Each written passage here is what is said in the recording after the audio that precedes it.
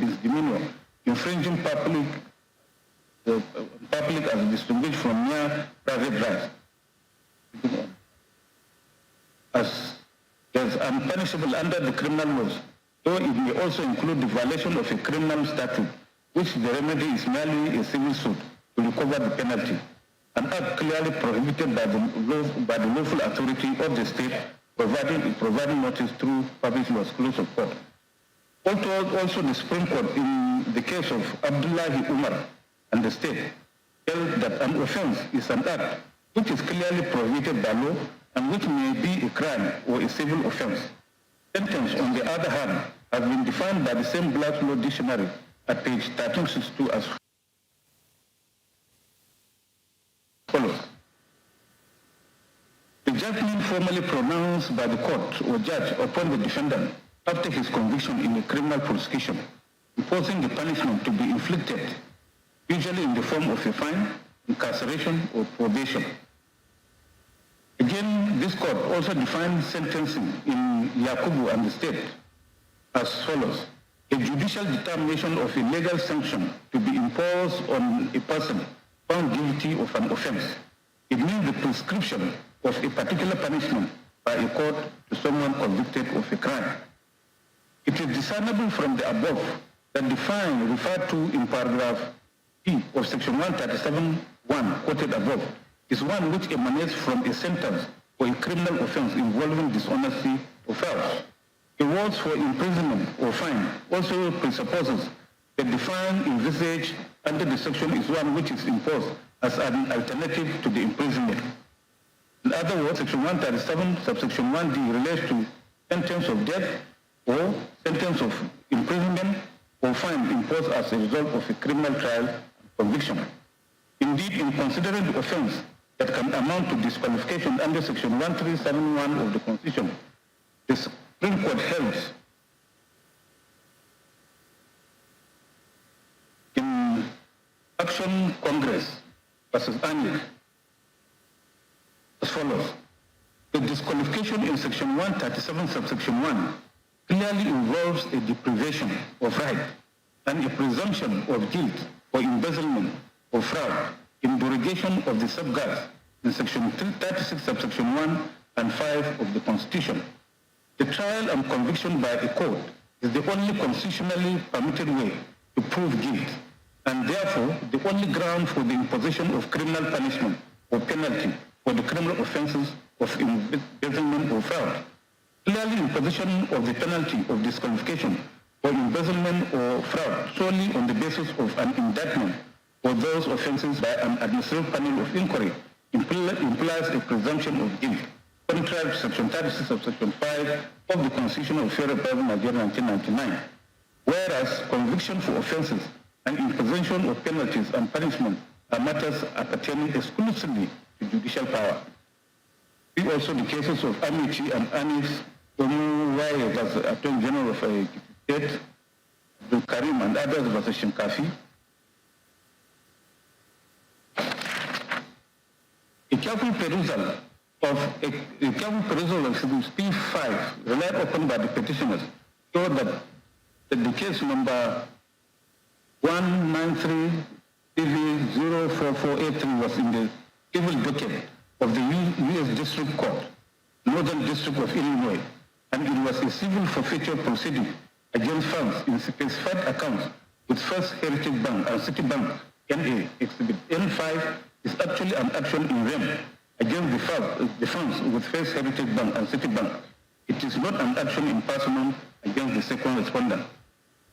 In Jonathan versus Federal Republic of Nigeria, citation supplied, the Supreme Court held inter alia that Section 17 of the Advanced Fee Fraud and other related offences Act 2006 provides for the power to make an order of forfeiture without conviction or for an offence, and that an order of forfeiture under the section shall not be based on conviction for an offence under the Act or any other law. The Apex Court further held that there was no need to prove any crime in forfeiture property under Section 17 of the Advanced Fee and other related offences Act. A civil forfeiture is a unique remedy which rests on the legal fiction that the property, not the owner, is the target Therefore, it does not require conviction or even a criminal charge against the owner, as it is not a punishment, nor is it for criminal purposes.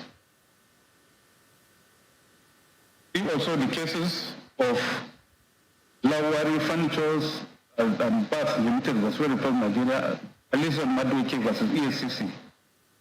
From the legal definitions and judicial authorities cited above, it is clear that the sentence of imprisonment or fine for any offense involving dishonesty or fraud envisaged in Section 137, subsection 1D of the Constitution is one imposed upon a criminal trial and conviction.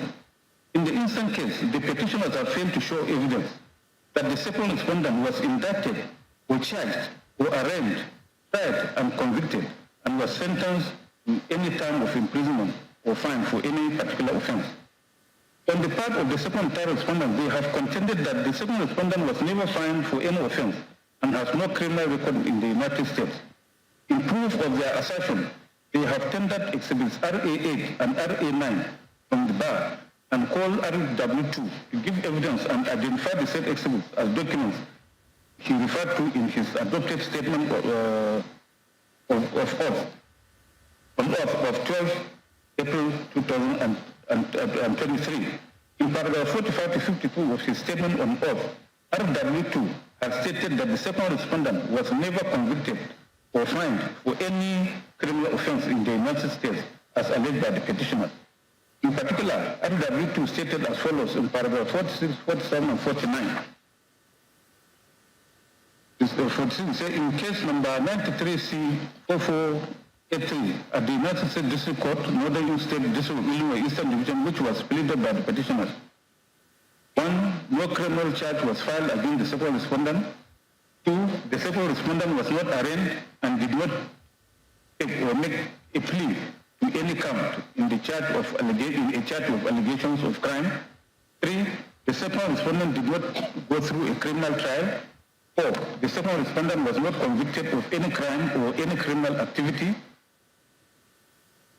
5. No sentence of imprisonment was imposed on the second respondent.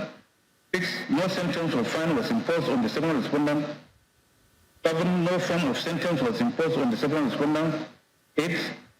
Case number 93C 4483 was a civil suit in respect of which the court exercised civil jurisdiction under 18 U.S.C. 981 and 28 U.S.C. 1345 and 1355.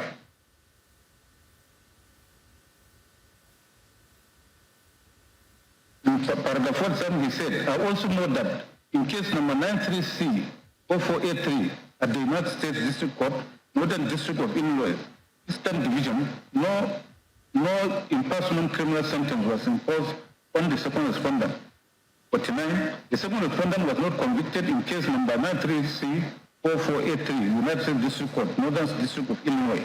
The United States of America, through its embassy in Nigeria, had, by a letter dated February 4, 2003, addressed to the then Inspector General of Police, confirmed that upon the record checks for the Federal Bureau of Investigations, National Crime Investigation Center, NCIC, the Centralized Information Center that maintains the record of every criminal arrest and conviction within the United States of America, there were no records of any form of criminal arrest, warrants against the second respondent. I shall rely upon a copy of the said letter of February 4, 2023, signed by Michael M. Bonner. Under cross-examination by the fourth respondent, RW2 has stated that as a practicing attorney in the United States, he knows that there cannot be a conviction unless there is an indictment.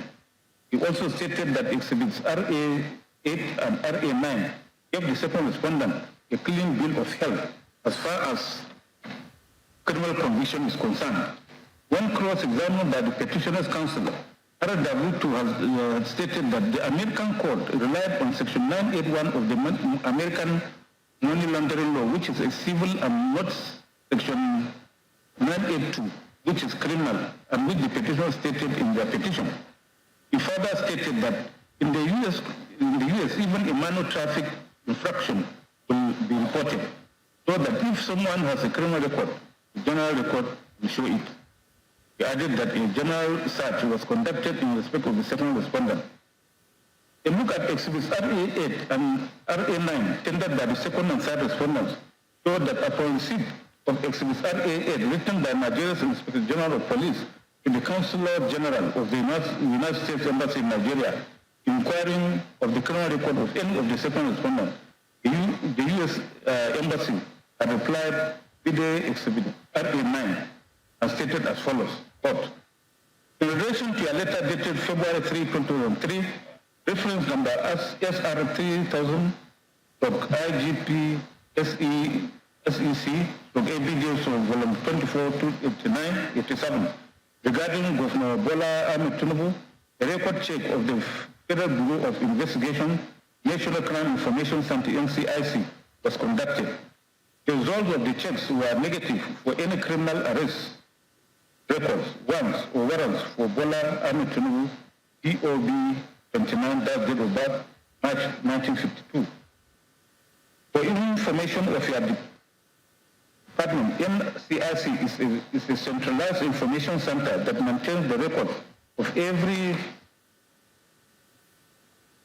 criminal arrest and conviction within the United States and its territories. Apart from the above, Section 249 of the Evidence Act 2011 has stipulated how previous criminal convictions outside Nigeria can be established. Section 249, subsection 1 and 2 provides a previous conviction in a place outside Nigeria may be proved by the production of a certificate purporting to be given under the hand of a police officer in the country where the conviction was had, containing a copy of the sentence or order and the fingerprints of the person or photographs of the fingerprints of the person so convicted, together with evidence that the fingerprints of the person so convicted are those of the defendant. 2. A certificate given under subsection 1 of this section shall be prima facie evidence of all facts set out in it, without proof that the officer purporting to sign it did in fact sign it and was empowered to do so. It is instructive to observe that when cross-examined by the fourth respondent, PW1 had admitted that there was no certificate under the hand of a police officer in the United States of America where a crime was alleged to have been committed by the second respondent. It is significant to state that this petition is a declaratory action in which the petitioners are seeking inter alia that this court declare the second and third respondents as unqualified to contest the election. The petitioners who have made the allegation have the burden to prove the allegation on the strength of their own case and not on the weakness of the respondents. Okereke vs. Umahi, Yenike vs. PDP, Omushare vs. Rebishola, Ucha and Elechi. The petitioners have evidently failed to establish the allegation that the second respondent is disqualified from contesting the presidential election under Section 137, subsection 1D of the 1999 Constitution because he was fined a sum of $460,000 by District Court, Northern District of Illinois. As shown above, the order of forfeiture in Exhibit PA5, on which the petitioners have relied, does not qualify as a sentence of fine for an offense involving dishonesty or fraud within the contemplation of Section 137 sub D of the 1999 Constitution. As regards whether paragraph E of Section 1 As regards whether paragraph E of Section 137(1) will be read together with paragraph D of that subsection, the settled rule of interpretation of the Constitution or statute is that while the court is faced with two or more differing provisions over the same subject matter, the judicial attitude is to treat the special provision as overriding the general provision on the principle that by enacting a separate provision for a part of the general class intends that the said part shall not be treated the same with the general class. The Uchuku Nada versus Attorney General Anambra State, Martin Broda and others versus Medio and Co. Nigeria Limited, as FMDN versus Olo.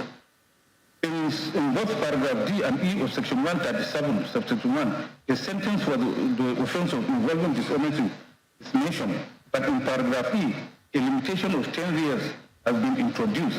Then it means, in respect of the sentence for offense of dishonesty, the two paragraphs must be read together. that for conviction and sentence for an offense involving dishonesty, it must be within a period of less than 10 years before the date of the election in order for such a conviction and sentence to be used for disqualifying a presidential candidate from contesting the election. It is also a cardinal principle of interpretation of the Constitution that relevant provisions must be read together and not disjointedly. The and the State House of Assembly. From all the foregoing, it is clear that having regard to the provisions of Section 137 of the Constitution of Federal Republic of Nigeria 1999 as amended and the evidence laid before this court, the second respondent was not disqualified from contesting the presidential election held on 26 February 2023. Consequently, issue 1 is hereby resolved against the petitioners and in favor of the respondent. Issue 2 is whether, having regard to the evidence adduced by the parties, the petitioners has established that there was substantial non-compliance with the provisions of the Electoral Act 2022 and that the non-compliance substantially affected the results of the election.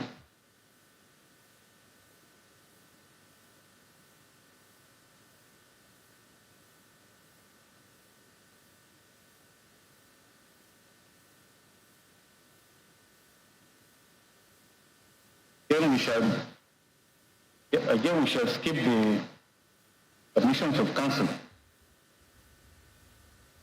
Well, the appropriate starting point for the resolution of this issue is to first consider the objection of the first respondent to grant 2 of the petition, which he raised at preliminary stage, but which we deferred to this stage because it touches on the substance of the petition. The first respondent objection is that the petitioners are stopped from relitigating the issue contained in paragraph 2, paragraphs 33 to 79, as well as reliefs 5.1 and 2 of the petition, as is related to electronic transmission and collation of the election results in view of the subsequent judgment of the Federal High Court in suit number FHC ABS CS 1454-2022, Labour Party Independent Electoral Commission, delivered 23rd January 2023. The certified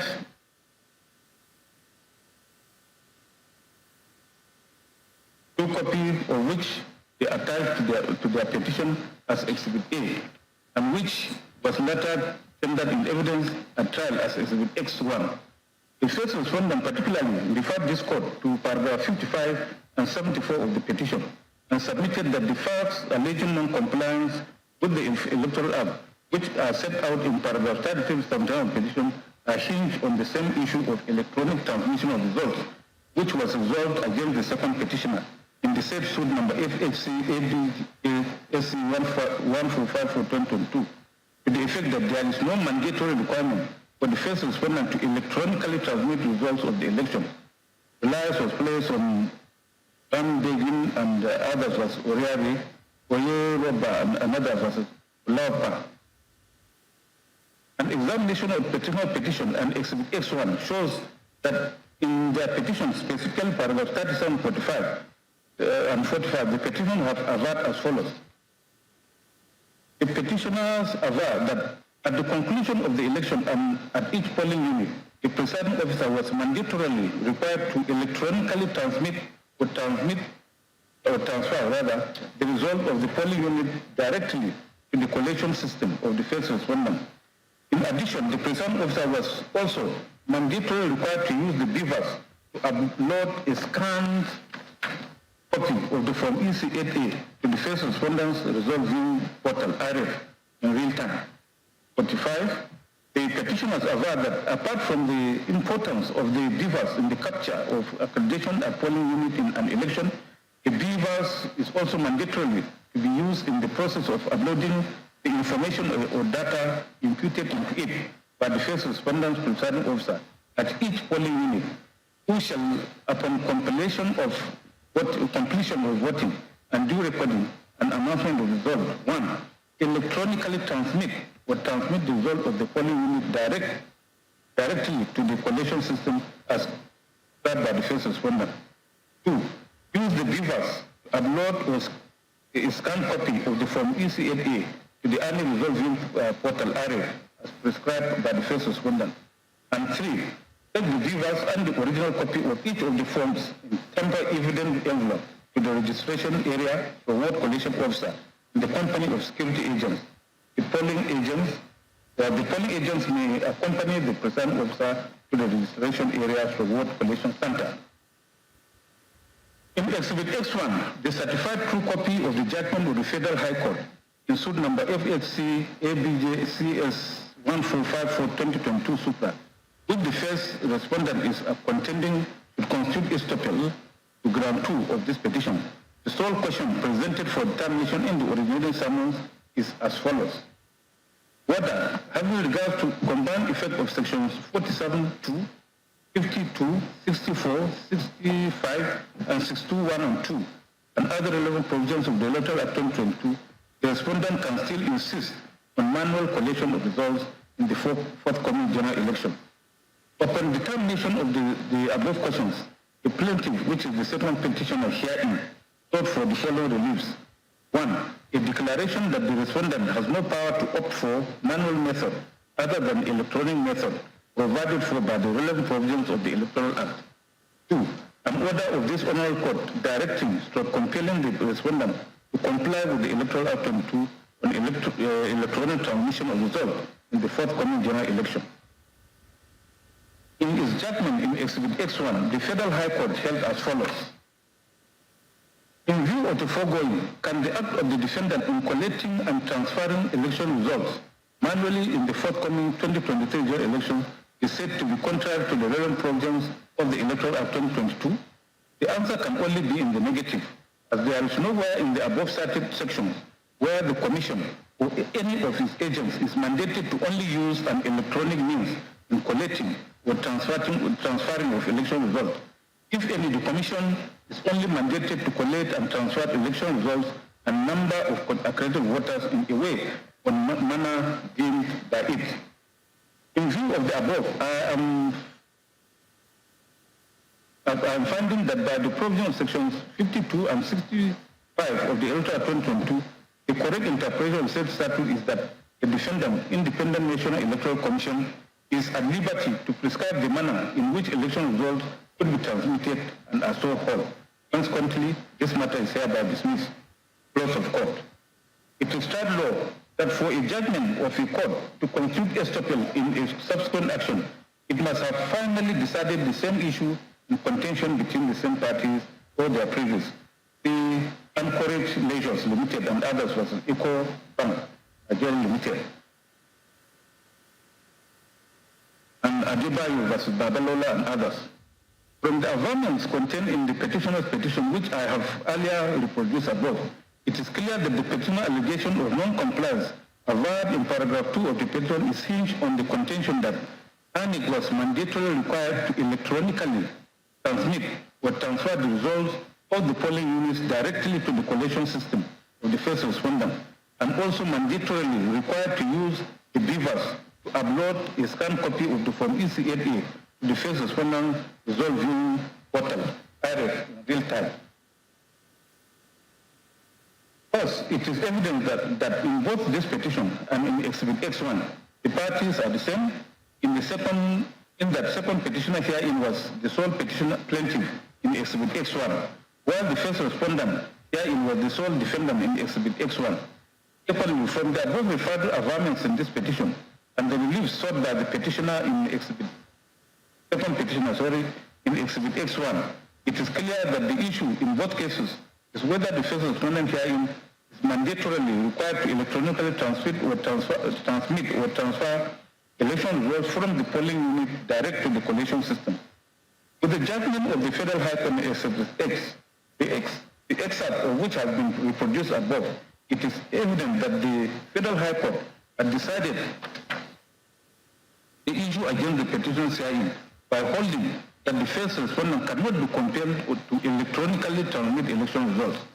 There is no evidence before this court that the second petitioner against whom the judgment in X1 was given has appealed against that decision. It is settled law that an appeal decision of the court remains subsistent and binding on the parties. The Abba versus Abba Aji, Jegede and INEC, Alexander and others versus Non-Star Drilling Company Limited, It is also tried that the doctrine of issue established is that where an issue has been decided by a competent court, the court will not allow it to be relegated by the same or different parties. It is also pertinent for us to state that in the final address of the first respondent, our attention was drawn to the recent decision of the Labour Division of this court in appeal number CA/LAG/CV/332 2023, APC and Labour Party and 42 others, wherein this court set aside the decision in suit number FHC/L/CS/37023, Labour Party and others versus ANIL. Another case forum shopped by the second petitioner at the Labour Division of the Federal High Court after losing at the Abuja Division of the same court in Exhibit X1. In the judgment in appeal number CA/LG/CV/332/2023, this court had upheld the decision of the Federal High Court in Exhibit X1 and construed same against the petitioners as issue estoppel in relation to the petitioner contention which they are making in this petition that ANIL is mandatorily required to electronically transmit election results. By virtue of Section 122, subsection 2 of the Evidence Act, this court is entitled to take judicial notice of the decision in appeal number CA/LG/CV/332/2023, APC versus Labour Party and 42 others. Not only that, this court is by the doctrine of precedent bound by that decision. In the above judicial pronouncements, have decided that under the Electoral Act and Annual Regulation Guidelines for the conduct of election, the first respondent cannot be compelled to electronically transmit election results. The petitioners are clearly stopped by those decisions from contending in ground 2 of this petition that the first respondent is mandatorily required to electronically transmit the election results to the election system. As a court of first instance, in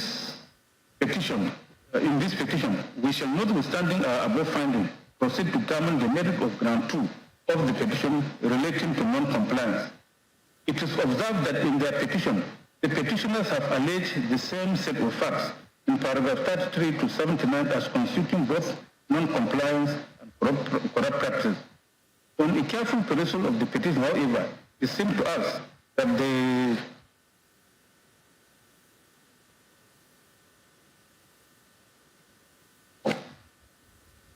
allegations of non-compliance are contained in paragraph 33 to 56 and 59 of petition, while specific allegations of corrupt practice were made in paragraph 60 to 78, even though some were also founded on the same facts of non-compliance alleged by the petitioners. The gravamen of the petition allegations of non-compliance are as encapsulated in paragraphs 37, 45, 50, 51, and 55 of petition, which are reproduced below.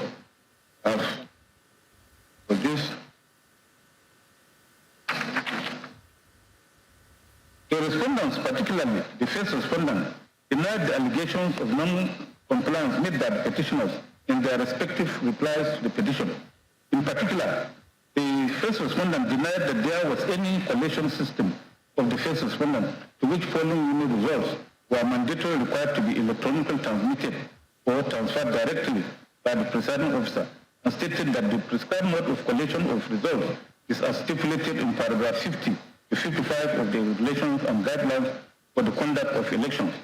He further stated that the prescribed mode of collation was manual collation of the various forms EC8A, EC8B, EC8C, EC8D, and EC8E of the presidential election. In paragraph 31 of the first respondent's reply, he also stated that the BVAS is designed to upload the accreditation data at the end of the accreditation process and transmit the result of the election at a polling unit through the e-transmission system, which is uploaded to the first respondent's result viewing portal, IREF. The first respondent further averred that the upload of data or images captured and automatically restored on the BVAS device requires data service, and where there is no such data service, where the service is poor, the BVAS service is designed to work offline, and the upload of data will occur when data service available. They also stated that polling unit results were duly uploaded on the first respondent e-transmission system by the respective presiding officers at the end of the election. But some of the results were not visible on the RF portal due to the technical glitch experienced on the election day.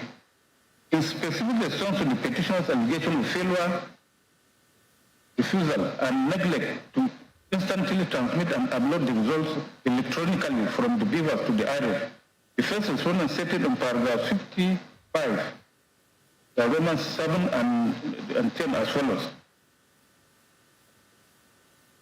Little after the election of 25 February 2023, polling unit results were uploaded and received by the e-transmission system whilst using the beavers. There was a temporary failure of communication between the e-transmission system and the IRF portal for the presidential election.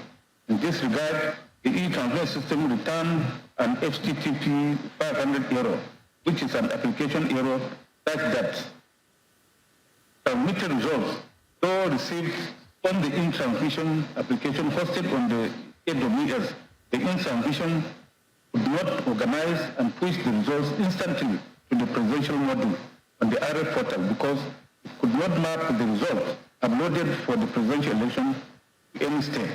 The first respondent pleads I shall rely on the AWS CrowdTrail logs indicating patches deployed to fix the error for technical glitch on the election day.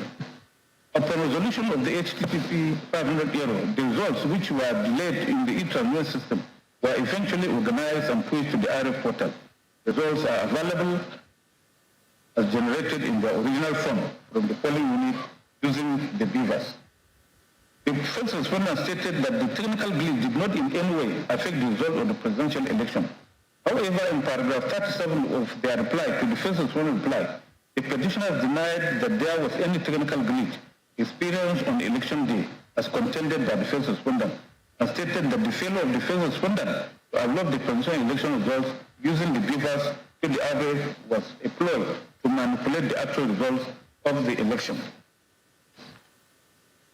As indicated in their pleadings and submissions of counsel, the petitioner's allegation of non-compliance with the Electoral Act 2022 and the regulations and guidelines for the conduct of elections 22 is anchored on the provisions of sections 47.2, 61.2 and 5, 64.4a and b, 64.5 and 73.2 of the Electoral Act and paragraph 38.1 and 2, 48a, b, c, 55, Roman 5, 7 and 20,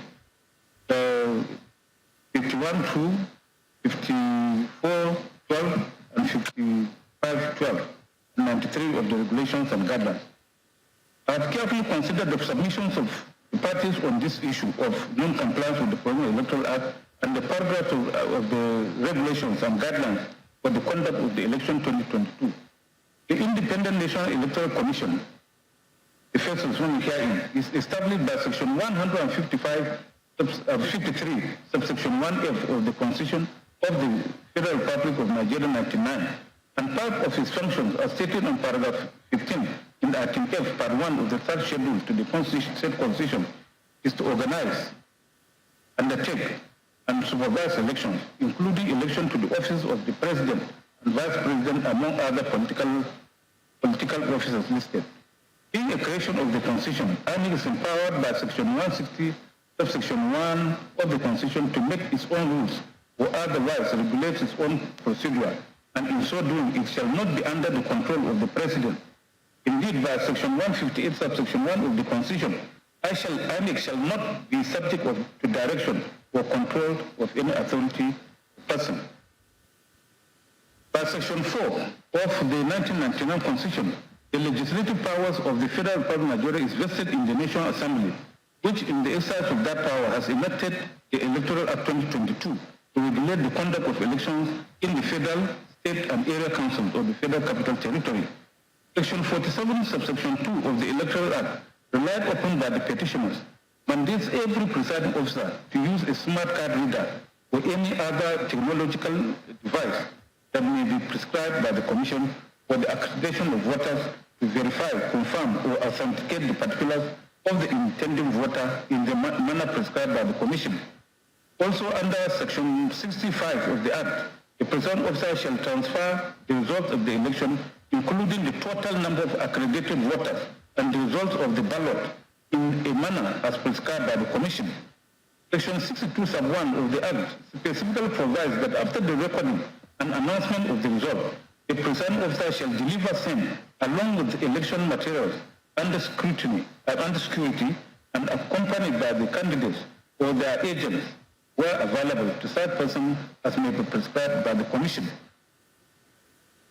Further, Section 64.4 states that a collation officer or returning officer at an election shall collate and announce the results of an election subject to his or her verification and confirmation that A, number of accredited voters stated on the collected result are correct and consistent with the number of accredited voters recorded and transmitted directly from polling units under Section 47, subsection 2 of the Act, and B, the votes stated on the collected result are correct and consistent with the votes or results recorded and transmitted directly from the polling units under Section 60, subsection 4 of the Act.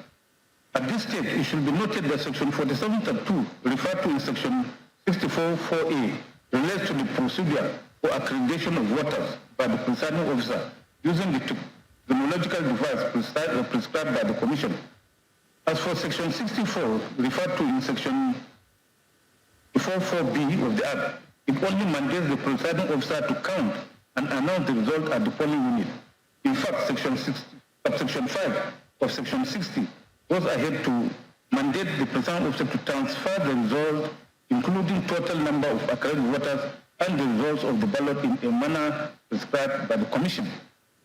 The Act also provides in Section 64.5 that the collation officer or returning officer shall use the number of accredited voters recorded and transmitted directly from polling units under Section 47.2 of the Act, and the votes or results recorded and transmitted directly from polling units under Section 64 of the Act to collect and announce the result of an election if a collected result at his or her lower level of collection is not correct.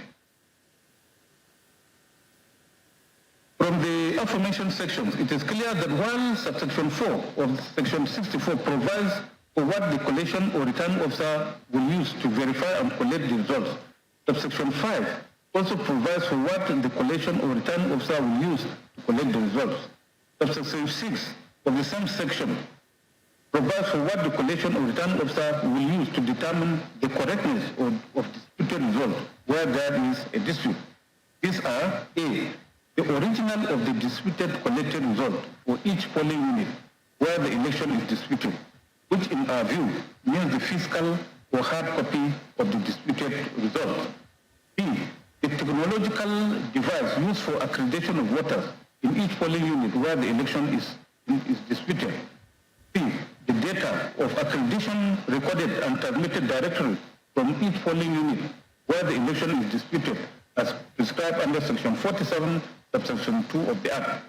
And D, the votes and result of the election recorded and transmitted directly from each polling unit where the election is disputed and as prescribed under Section 64 sub 4 of the Act, which requires only the counting and announcement of the result polling unit.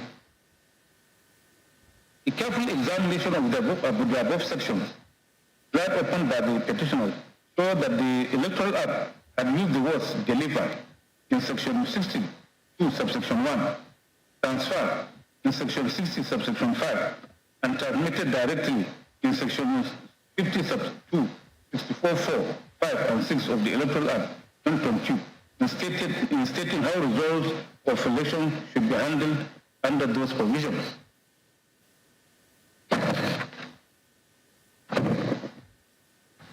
A look at the definitions of those words in the Black's Law Dictionary 6th edition shows that the word transfer is defined at page 1497 as to convey or remove from one place, person, etc. to another, or to pass or hand over from one to another, or to specifically to change over the possession or control.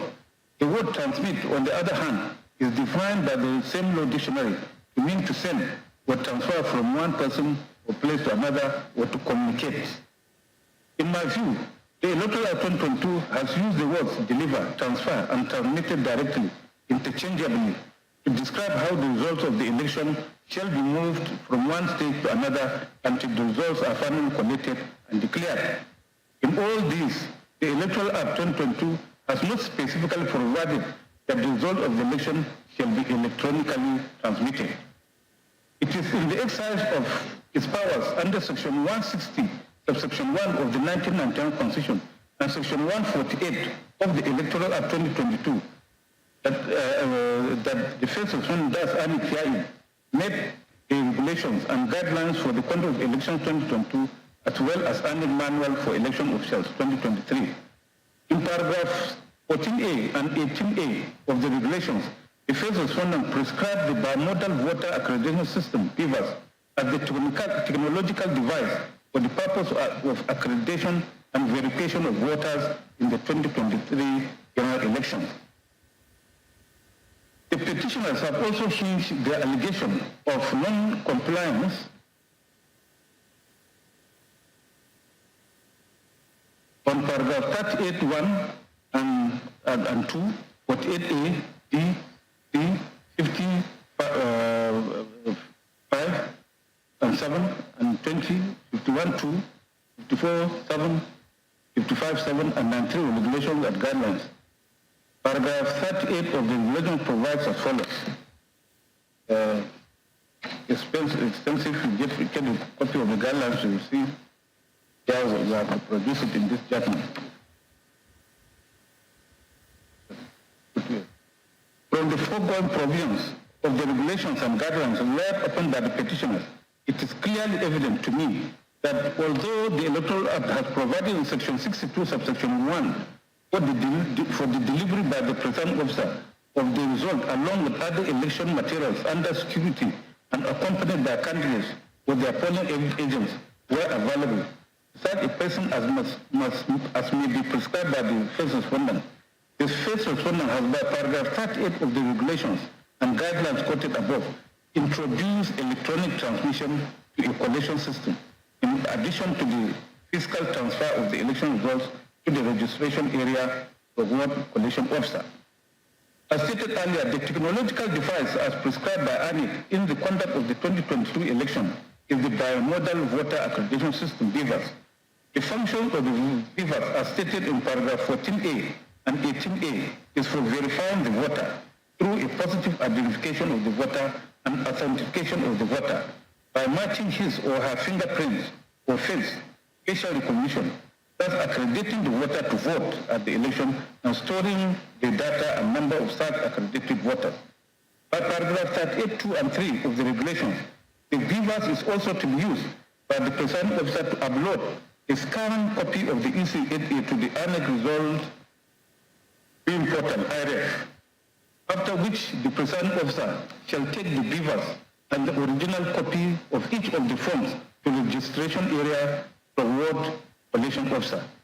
From the above functions of the BVAS, it is clear to me that apart from using the BVAS to scan the physical copy of the polling unit result and upload same to the IRF, there is nothing in the regulation to show that the BVAS was meant to be used to electronically transmit or transfer the result of the polling unit direct to collation system.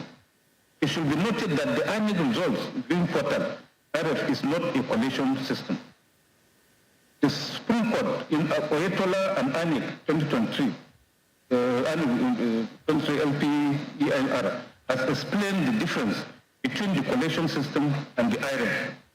In that case, argument JSC held as follows court.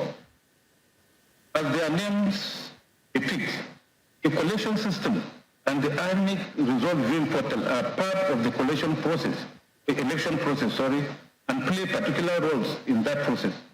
The collation system is made of the centers where results are collected at various stages of the election.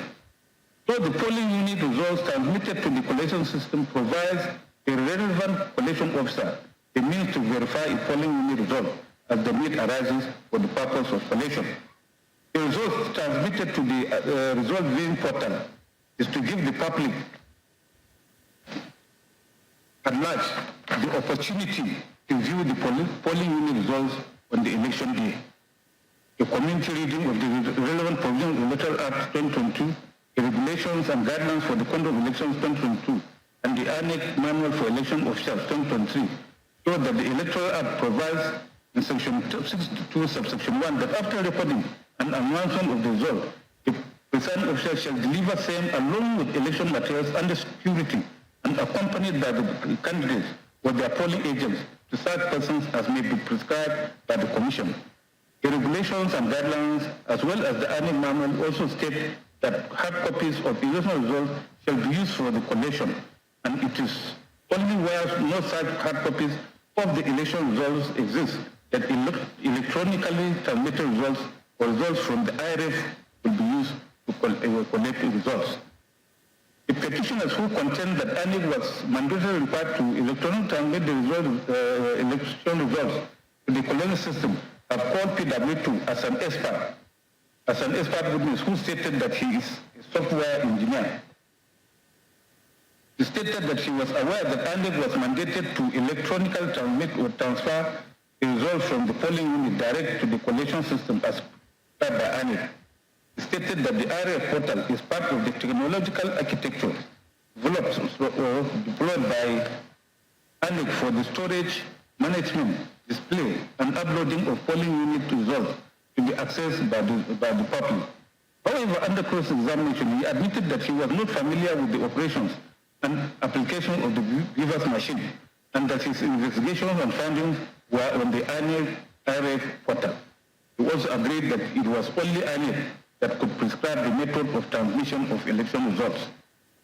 PW4 was also called as an expert witness by the petitioners, even though he stated that part of his brief by Labour Party was to determine Annex compliance with the Electoral Act 2022 and the Annex regulations and guidelines for conduct of the election 2022. He prevaricated under cross-examination by the first respondent when he first stated that Annex at the IRF portal is an electronic collation system, but later recanted and said the IRF portal is not capable of collating and or tabulating the results of an election. The witness also stated under cross-examination by the second and third respondents that it is the image of Form EC8A that will be transmitted to IRF, while the hard copy of the Form EC8A will be taken to the Ward Collation Center. As for PW7, also called as expert witness by the petitioners, our evidence was basically in respect of the health status of Amazon Web Services, which hosted the Annex IRF portal. The testimony of PW8, the cyber security expert, also called by the petitioners, also related to the Annex IRF portal.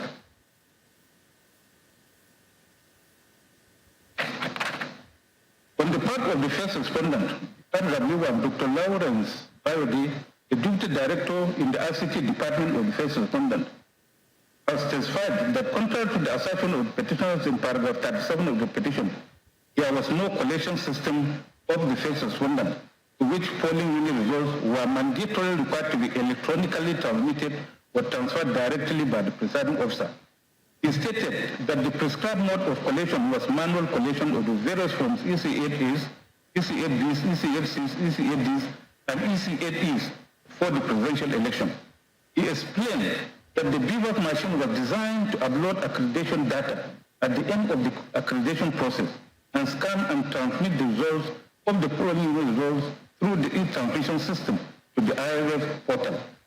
Even as this witness was cross-examined by the petitioner's counsel, he was not cross-examined on his evidence that Annex has not established any collation system to which results will be electronically transmitted from the polling units. Thus, his testimony on that fact remained unchallenged and uncontroverted. It is certain law that the court has a duty to act on unchallenged and uncontroverted evidence. The Wrongwen Energy Trading Company Limited, OAN Overseas Agency, Ogunyade versus Oshunke, and others.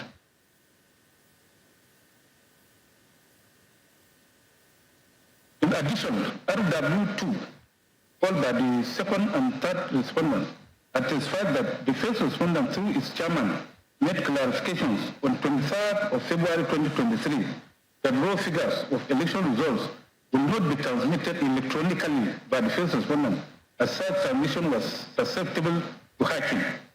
He identified exhibits R24 and RA24 and RA25 as documents he referred to in his statement. These are the certified true copies of pages 28 and 27 of Tribunal newspapers of 23rd February 2023, wherein the chairman made the said clarification. As indicated in our ruling on objections to documents, the petitioners did not object to the contents of exhibits RA24 and RA25, but only stated that they were objecting to the heading, but not the contents. We overruled that objection in our ruling because the reason advanced by the petitioners' counsel did not amount to a proper objection to those documents. Although also noteworthy that the petitioners never cross-examined RW2 on his oral evidence and the said exhibits in support of his oral evidence. In exhibit RA24, the annex chairman was reported to have stated that raw figures will not be transmitted because the law does not allow for electronic transmission of results and because it is susceptible to hacking. He stated that only scanned copies of polling unit results will be uploaded to the RF for public view. From the evidence led by the parties on this issue, it is clear that apart from testifying that the first respondent failed to transmit scanned copies of polling unit results to the RF portal, none of the witnesses called by the petitioners have given evidence of the existence of any collation system to which the results shall be electronically transmitted by the presiding officers of the first respondent. Contrary to the contention of the petitioners that under the regulations it will not be possible to collect the presidential election results without verifying them with the electronically transmitted results, paragraph 92 of the same regulations categorically provides that at every level of collation, where the annex copy of collected results from the immediate lower level of collation exists, it shall be adopted for collation. In addition, paragraph 48C of the regulation provides that if no result has been directly transmitted electronically for a polling unit or any level of collation, a provision of clause 93 of this regulation shall apply. The said clause 93 of the regulations, which I had earlier quoted, provides that where the annex hard copy of collected results from the immediately lower level of collation does not exist, the collation officer shall use electronically transmitted results or results from the RF portal to continue collation. And where none of this exists, the collation officer shall ask for the duplicate copies issued by the Commission to the Nigerian police or to the agents of political parties in that order. The foregoing provisions of the Electoral Act and the Army regulations clearly show that it is not correct, as contended by the petitioners, that results of the election cannot be validly collected without the electronically transmitted results. Indeed, the regulations primarily provide for manual transmission or transfer and collection of results. There is nothing in the Electoral Act or the Army regulations and guidelines to show that an electronic collation system was prescribed by the Commission to which results will be electronically transmitted. Thus, the petitioners were unable to establish the assertion that the first respondent is mandatorily required to electronically transmit the polling unit results to a collation system. The first respondent, on the other hand, has adduced unchallenged evidence that apart from the annex RF portal, no collation system was established by the first respondent to which the result of the presidential election must be electronically transmitted for collation. It is therefore my finding that both the Electoral Act and the regulations and guidelines provide for manual collation of election results and the election electronic transmission to a collation system apparently introduced by the first respondent in the regulations and guidelines are not mandatory as conducted that the only collation system put in place elections, local government area collation centers, state collation centers, and the national collation centers elaborately stated in paragraphs 47, 50, 53, 54, and 55 of the regulations and guidelines for the conduct of elections 2022. With regard to the petitioner's contention that the first respondent deliberately failed to upload the presidential election results to the annex results viewing portal, RF real-time, the petitioners averred in paragraphs 53, 97, and 98 of the petition that the petitioner also 53. The petitioner also contend that in manifest violation of the first responder regulations and the Electoral Act 2022, the results of the presidential election held in the polling units were not fully uploaded on the RF as at the time of the purported declaration of second respondent as the winner of the presidential election, which gave room for manipulation of the said results by officials of the respondent. 97. The first respondent via a written communication sought to excuse the manifest non-compliance with the requirements of the Electoral Act 2022 and the regulations by claiming that there were glitches in the electoral system which prevented it, that first respondent, from uploading the results of the presidential election from the polling units to the RF portal on the day of the election. The said written communication is hereby pleaded. 98. The petitioner shall contend that the alleged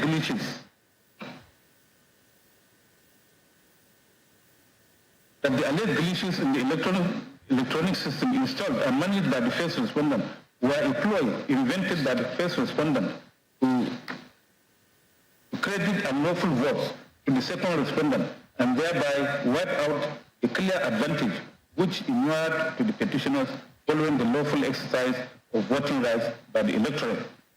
In response to the above allegation, the first respondent adverted in paragraph 59, 55, 7, 8, 9, and 10 of their reply to the petition that I will reproduce them here. In paragraph 37 of their reply to the respondent's reply, the petitioners have again denied that there was any technical glitch and maintained their assertion that the failure to upload the results on the RF was a ploy by the first respondent to manipulate the results. They stated that they will rely on the server logs and server content of the RF hosted on the AWS cloud platform to show that the results of the election were uploaded on the RF portal, but the first respondent attempted to delete or remove the uploaded results. It is true that a petitioner who alleges non-compliance with the Electoral Act has the legal burden to establish that non-compliance and show how the non-compliance substantially affected the result of the election. Ladoja and Ajimobi, Shinkafi and Yari, in proof of their assertion, the petitioners subpoenaed PW7 and PW8 as expert witnesses, but the respondents challenged their competence to testify because their witness statements on oath were not front-loaded along with the petition, as mandatorily required by paragraph 45 of the first schedule to the Electoral Act. In my ruling at the earlier part of this judgment, I have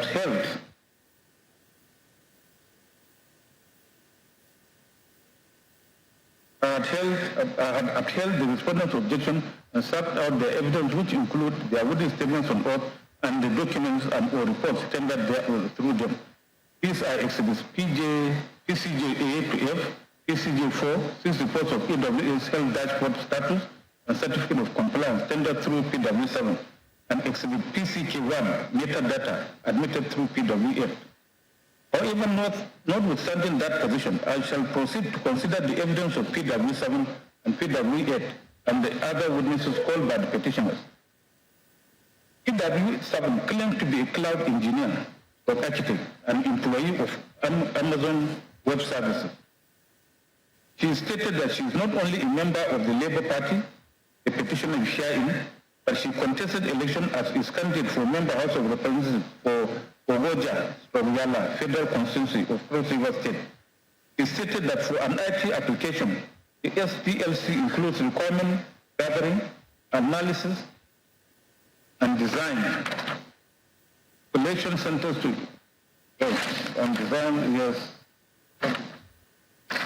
The development from implementation, testing the code, staging the software and development and deployment.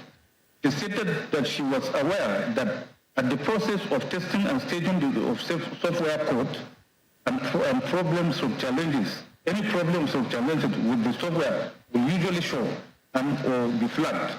He stated that each function is supposed to be tested and any issues flagged ought to be remedied before deploying the software.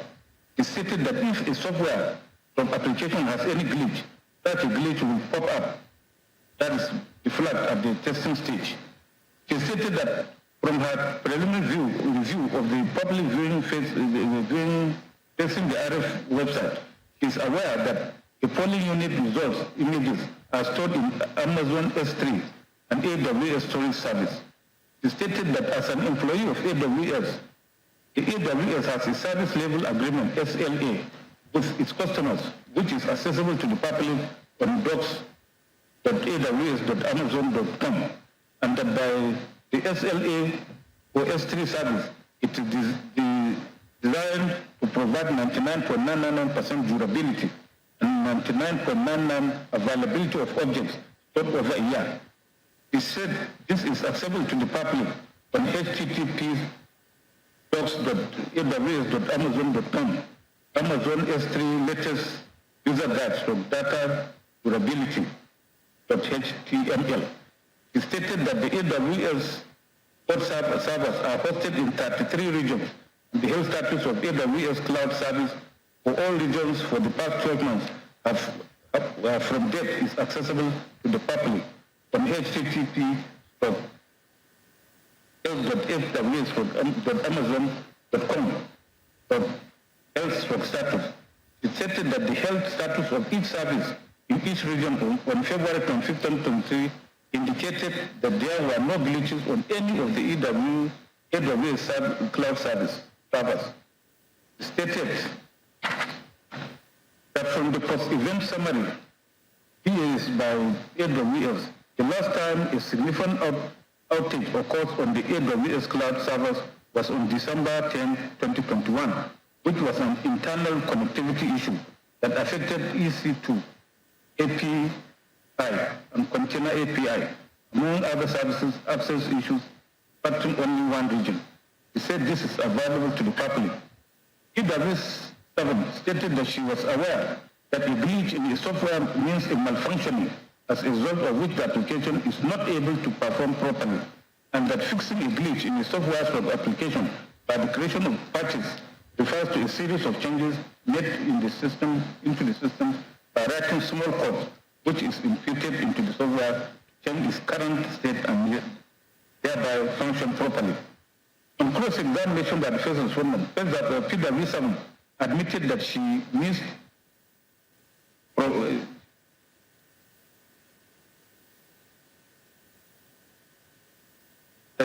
post-production maintenance, which is an important element of software development lifecycle.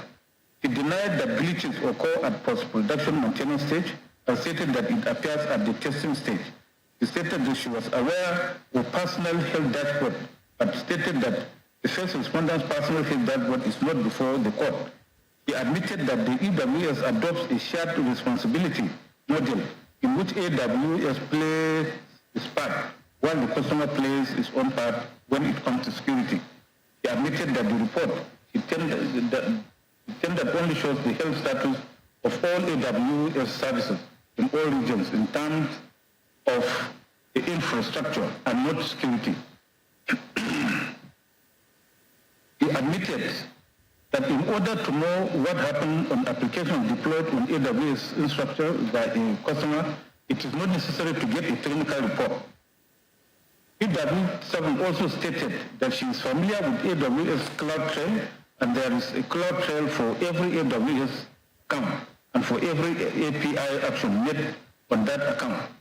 He admitted that she did not produce the Cloud Trail for any deployed application before the court.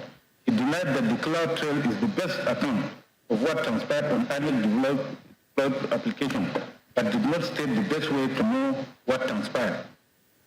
He stated that it is highly unusual for glitches to occur for primary functions of applications in production.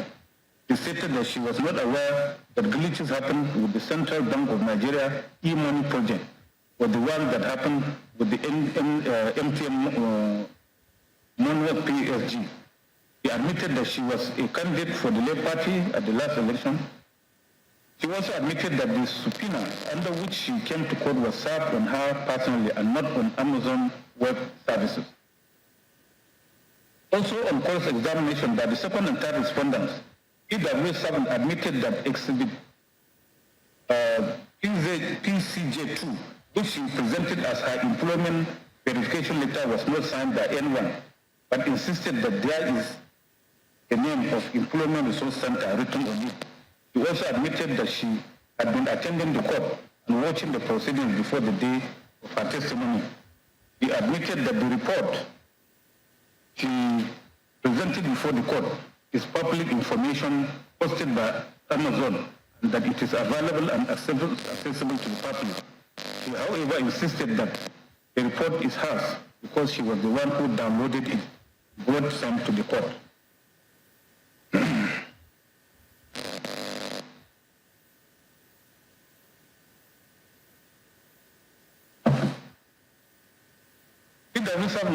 Also admitted under cross-examination that she won primary election for her constituency under Labour Party, the second petitioner, and that she even filed an action against ANIC because she was not placed on the final list of candidates published by ANIC.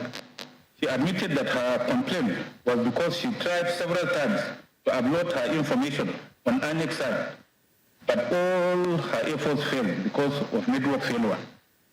She admitted that network failure can happen to either end of an application, even as she disagreed that there was a glitch on ANIC's site.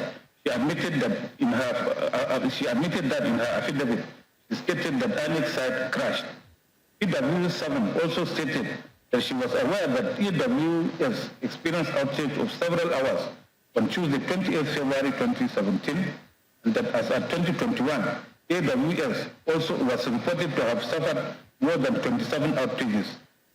He also admitted that what was sent to RF was the image of the Form EC-8A. On cross-examination by the fourth respondent, PW7 stated that she did not know about password protocols and cannot speak about password protocol to modify the applications of ANIC. She admitted that the open access information she downloaded in her report cannot be amended by her. In fact, she admitted that she was not representing Amazon Web Services in this case. She, however, insisted that she is an expert. She stated that she was aware of glitch which affected Japan brokers in September 2021, but stated that the last one she was aware of was in December 2021.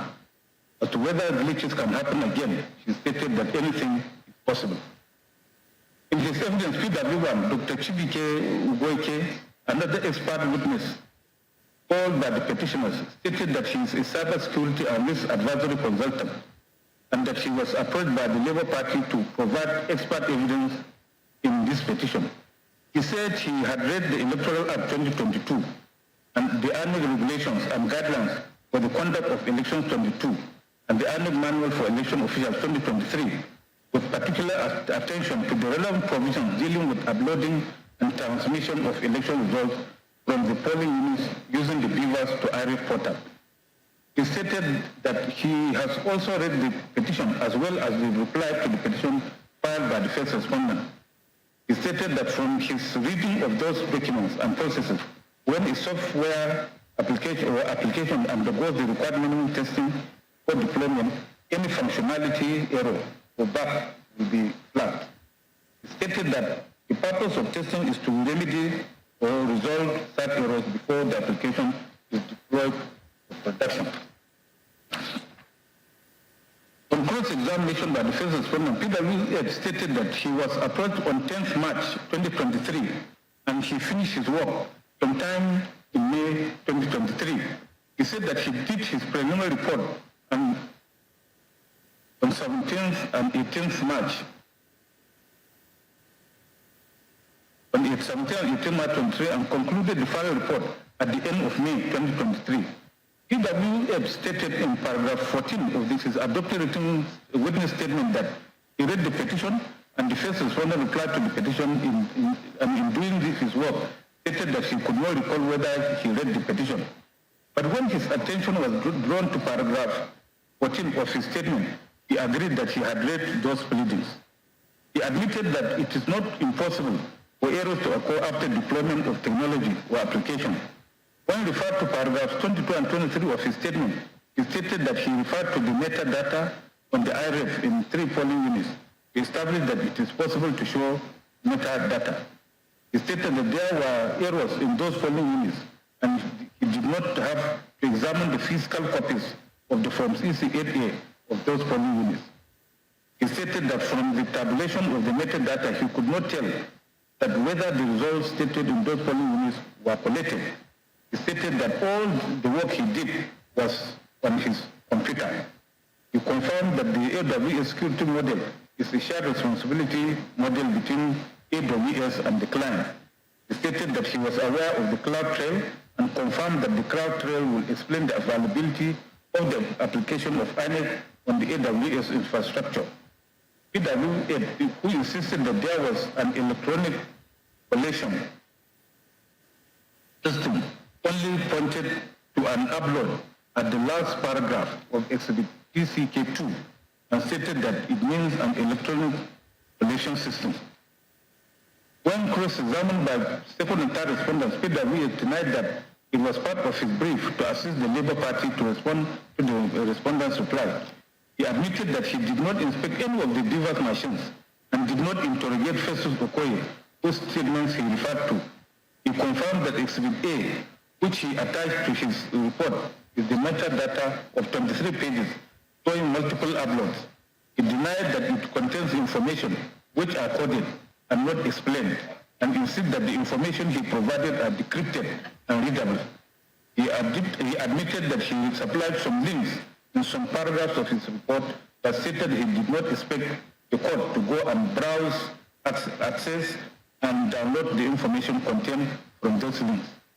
When cross-examined by the first respondent, PW admitted that he downloaded the 12 polling unit results he attached to his report from the IREF, and he did not interact with the presiding officers of those polling units and did not see the hard copies of those results. He could not also tell whether those results have been collated. Starting with the evidence of PW7, is evidence that she is a person who has an interest to serve in this petition, being a member of the second petitioner, on the whose platform she contested election for House of Representatives. Her interest in this petition is further underscored by her admission that she had been attending court and watching the proceedings prior to making her statement on oath and testifying as a witness. Her testimony, therefore, was essentially a demonstration of her support and loyalty to the second petitioner. Her claim to being an employee of Amazon Web Services is also suspect, as she produced no credible evidence to that effect. Exhibit PCJ2, which is the paper she presented as evidence of her employment by AWS, is obviously a worthless paper. It has no author, although she insisted that the author is Employee Resource Center. The paper was also not signed. Her evidence adds no value to the Petitioner case because she stated that her evidence relates to the health status of AWS in terms of infrastructure and not in terms of security. She had admitted that the expert report in Exhibit PCJ 3A to F, which she brought to court, are actually documents publicly available on Amazon website, which she downloaded, and her only claim to its ownership is that she was the one who downloaded it and brought it to court. She even admitted that she could not add or subtract anything from the reports. Those reports are obviously not her own. She also admitted that the health status of the first responder's application posted on the AWS is not before the court.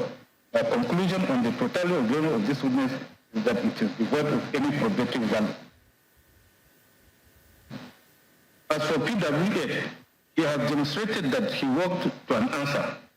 Not only did he admit that he read the petition and reply of the first respondent in the course of his commission work, he also stated that he read the Electoral Act and annual regulations and manual for election officials. On the authority of Ladoja and Ajimobi, the evidence of this witness is also not of any probative value. Apart from the above, the other witnesses of petitioners, especially PW4, PW9, 10, 12, and 13, all stated that they voted and everything went well in their respective polling units. In particular, PW4, PW10, and 13 all stated that their polling unit results were taken to collation centers. Therefore, even the evidence of the petitioner witnesses showed that the polling unit results were physically taken to the registration areas for work collation centers. The petitioners have left no evidence to establish the existence of any collection center to which the potential election results were to be electronically transmitted for collection. On the part of the first respondent, RW1 testified that the failure to upload some of the results of the presidential election to the IRF portal real time on 25th February 2023 was due to a technical glitch experienced on their e-transmission system. RW1, through whom the first respondent tendered exhibit RA6 and RA7, stated that at the end of the polls, in some polling units, on 26 February 2023, it was observed that the first respondent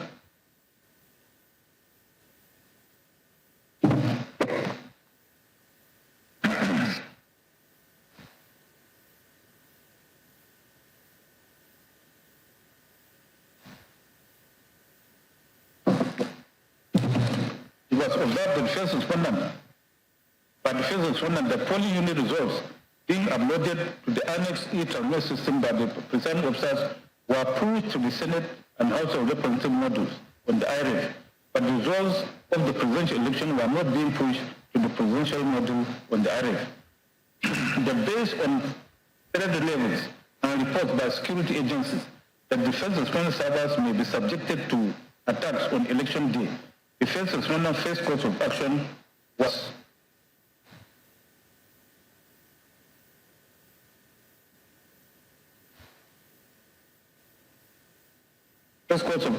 to investigate whether the servers were being attacked.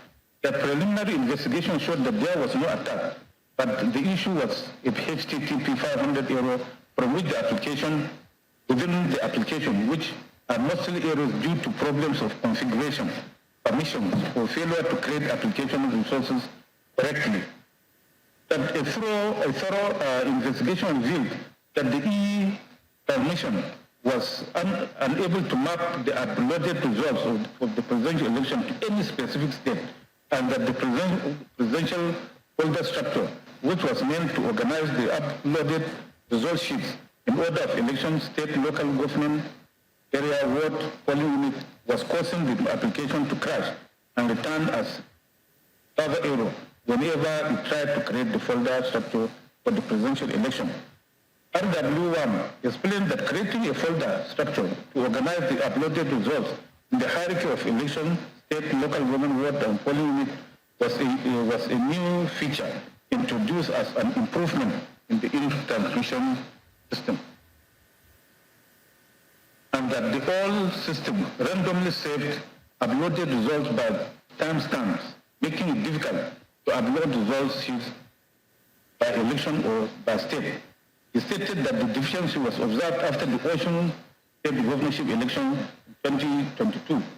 RW1 stated that during the election of 25th February 2023, the application was able to query and detect the base states for the senatorial districts and federal constituencies based on the mapping of all central districts and federal constituencies to their respective states. And that this mapping still exists in the database. And the upload was successful because it was able to identify the state and build the folder hierarchy for the results organization. But for the presidential election, the application crashed because the presidential election does not belong to any state on the first responders database, and any attempt by the application to build a folder structure to organize the election results failed with the HTTP error response. RW1 stated that since these were live servers that were being used for the election, extra care was taken not to cause a complete outage, and four application patches or updates were created and deployed immediately with the aim of fixing the HTTP error. He stated that the first presidential election results were successfully uploaded at 8:55 p.m. on the 25th February 2023. He further stated that to confirm that the glitch actually happened, as well as the time that all patches to fix the error were created and deployed, can be viewed on AWS Cloud Trail and AWS functionality that allows enabling operational and risk auditing. He added that all actions taken to fix the error are recorded as events in the cloud trail logs. Stated that the technological glitch experienced on the e-transmission system was not deployed to manipulate the election, and the glitch did not affect the results of the election. He then tendered Exhibits RA6 and RA7, the cloud trail log, and his certificate of compliance with Section 84 of the Evidence Act 2007, and identified same as the documents he referred to in his witness statement on oath. Under cross-examination by the petitioners, RAW1 confirmed that testing was carried out on the e-transmission system, the first respondent, on the 4th February 2023, before it was deployed and a report was issued. When shown a report produced on subpoena, he identified same as a report on vulnerability assessment and penetration testing data dated 22nd February 2023, but stated that it was not the report of testing carried out on the e-transmission system, 4th February 2023. The petitioners then tendered the report of vulnerability assessment and penetration testing through its witness, which was admitted as X1. From the evidence adduced on this point, it is clear that the petitioners are unable to substantiate their contention, the burden of proof of which was on them by virtue of Section 131, subsection 1 of the Evidence Act 2011. They have failed to establish that the first respondent had deliberately failed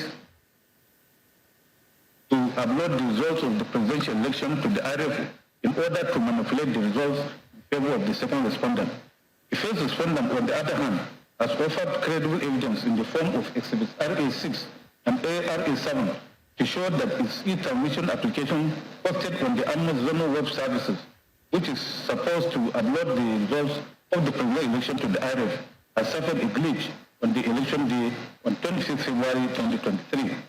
On the preponderance of evidence, I am convinced that the petitioners have failed to establish their assertion that the first respondent had deliberately failed to upload the results of the presidential election to the RF in order to manipulate the results in favor of the second respondent.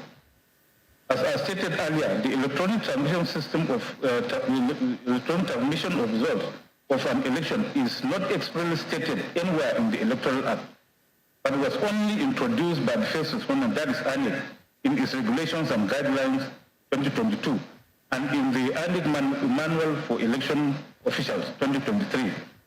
By Section 134, subsection 2 of the Electoral Act 2022, only an act or omission which is contrary to the Electoral Act 2022 can be a ground for questioning an election.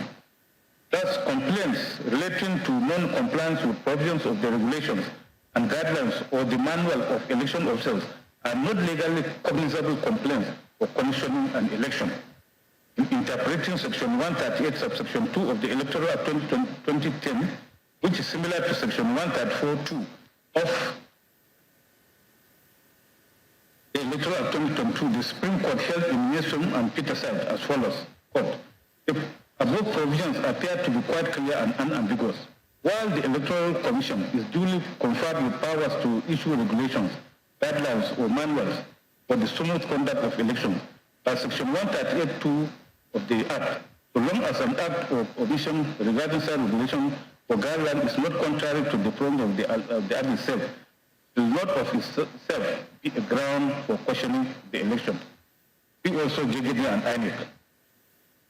Since, as shown above, the electronic transmission of election results is not specifically provided for in the Electoral Act 2022, but was only provided for in the regulations and guidelines for conduct of elections 2022 and INEC Manual for Election Officials 2023, the failure to electronic transmit election subsection 1B, respondent failed to record in the prescribed forms the quantity, serial numbers, and other particulars of result sheets, ballot papers, and other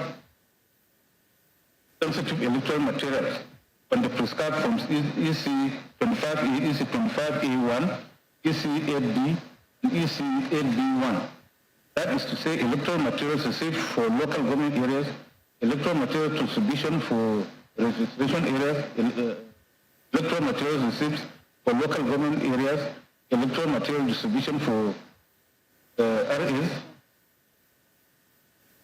electoral materials received, reverse from reverse logistics and polling unit materials in respect of states where the respondent is purported, where the second respondent purportedly won.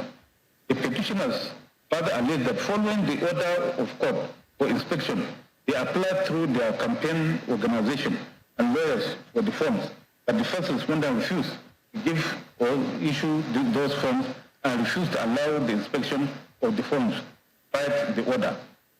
In response to the petitioner's allegation, the first respondent countered that its officials duly recorded in the prescribed forms the quantity, serial numbers, and other forms, other particulars of the result sheets, ballot papers, and other sensitive electoral materials in the prescribed forms EC25A, EC25A1, EC8B, EC8B1, in respect of the states where the second respondent duly won the election and won in the states where the petitioner won the election, as the procedure adopted in the election across all the states of the Federation are uniform and the same.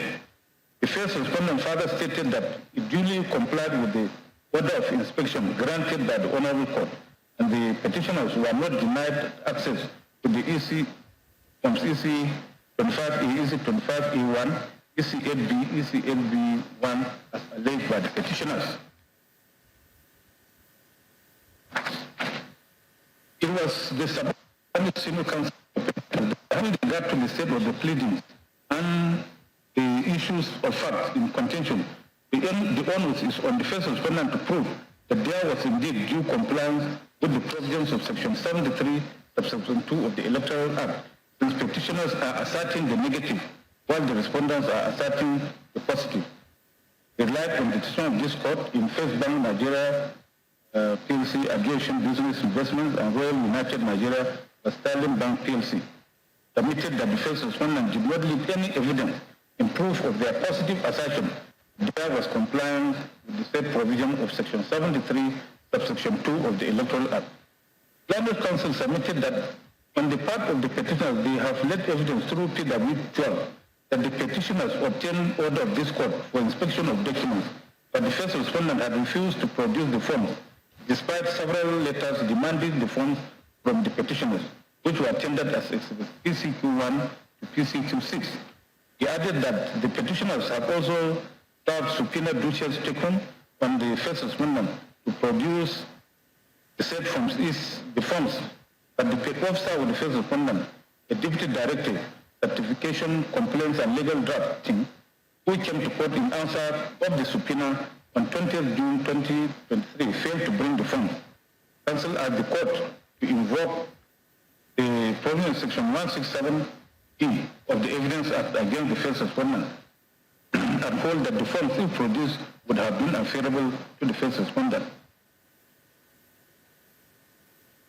He further submitted that the non-compliance with Section 73(2) of the Electoral Act has been established, which has invalidated the election in those states which the second respondent was declared to have won, namely Benue, Borno, Ekiti, Jigawa, Kogi, Kwara, Niger, Ogun, Ondo, Oyo, Rivers of Zamfara states, which are shown in the form ECFDA, admitted in evidence as exhibit EBF. He pointed out that Section 135, Section 1 of the Act 2022 only deals with non-compliance generally, but Section 73, Subsection 2 of the Act has provided a specific effect of non-compliance with its provisions. Relying on Crown's Townsend Organization for the National Institute of Policy and Strategic Studies, he urged the court to hold that substantial non-compliance has been established by the petitioners. Arguing per contra, learned senior counsel for the first respondent referred the court to Section 135(1) of the Electoral Act 2022 and submitted that the petitioner complained of non-utilization of prescribed forms, even though not proved, cannot without showing the effect on the election be a basis to avoid an election. He submitted that the attempt by the petitioners to exclude Section 73, Subsection 2 of the Act from the ambit of Section 135, Section 1 is a non-starter because the non-compliance referred to in Section 135(1) is for the provisions of the Act, and no part of the Act was excluded by the section. posited that for non-compliance with Section 73 of the Act to be void, to avoid an election, it must have substantial effect on the election, and the petitioners have neither proved that non-compliance nor shown that it has substantially affected the result of the potential presidential election, as the court to so hold. Petitioner had contended that since they are alleging that the first respondent failed to record in the prescribed form the quantity and particulars of the materials used in the election, they are alleging a negative, and as such, the burden is on the first respondent to establish that they have duly complied with the provisions of Section 73 sub 2 of the Electoral Act. They have relied on the decision of First Bank of Nigeria versus Aviation Business Investment Limited, Royal United Nigeria for Sterling Bank. While it is true that the burden of proof is generally on the party that asserts the affirmative for an issue and not on the party who asserts the negative, there is an exception to that general principle. Where a negative assertion forms an essential part of the party's case, the burden is on him to establish that fact. This position was clearly stated by the Supreme Court in the case of Buhari and Anik, where 12 JSC stated held thus, quote, a negative allegation must not be confounded with the mere traverse of an affirmative one. The true meaning of the rule is that where a given allegation, whether affirmative or negative, forms an essential part of a party's case, the proof of such allegation rests on him, close of court. Again, this court in Dashi and others versus Druven and others espoused this legal position when Ugo JCA held as follows. Quote, I am in no doubt that this argument of appellants about negative and positive assertion is misconceived. For while it is true that the burden of proof is generally on the person who substantially affirms the positive of an issue and not on the person who makes a negative assertion, there is a caveat to that principle to the effect that where a negative assertion forms an essential part of a plaintiff's case, as it evidently is the case of the appellant, the burden of proof of such allegation rests on him. The law on this point was lucidly stated by Bowen LG and Abra was a Northeast Railway Company, 11 Queensbend Division 440 at 457, when he said that, quote, in an action for malicious prosecution, the plaintiff has the burden throughout of establishing that the circumstances of the prosecution were such that the judge can see no reasonable and probable cause for instituting it. In one sense that it is the assertion of a negative, and we have been praised with the proposition that when a negative is made out, the onus of proof shifts. That is not so. If the assertion of a negative is an essential part of a plaintiff's case, the proof of the assertion still rests on the plaintiff. The terms negative and affirmative are, after all, relative and not absolute, close of court. In the instant case, the petitioners have made their allegation of non-compliance with Section 73(2) of the Electoral Act 2022 by the first respondent as an essential part of their case in challenging the results of the election declared by the first respondent. Not only are the petitioners statutorily required by Section 135, subsection 1 of the Electoral Act to establish substantial non-compliance with the provisions of the Act, they are required to show how such non-compliance has substantially affected the result of the election. As rightly observed by the learned senior counsel for the first respondent, the non-compliance that will not invalidate an election under Section 135(1) unless it is shown to be substantial and to have substantially affected the result of the election. It encompasses non-compliance with all provisions of the Electoral Act, including Section 73, subsection 2 thereof. In other words, Section 73, sub 2 is not derogated from the ambit of Section 135, section 1 of the Act. Indeed, in Buhari and Anik, Toby Joyce, while considering Section 145(1) of the old Electoral Act, similar to Section 135(1) of the Eastern Electoral Act 2022, had held at page 48 paragraphs B to D that, quote, a petitioner who files a petition under Section 145(1) of the Electoral Act has the burden to prove the ground or grounds. This is because he is the party alleging the grounds and he has a duty to prove the affirmative. He is the party who will lose if no evidence is given on the grounds. If the party does not prove his case under Section 145(1) of the action fails.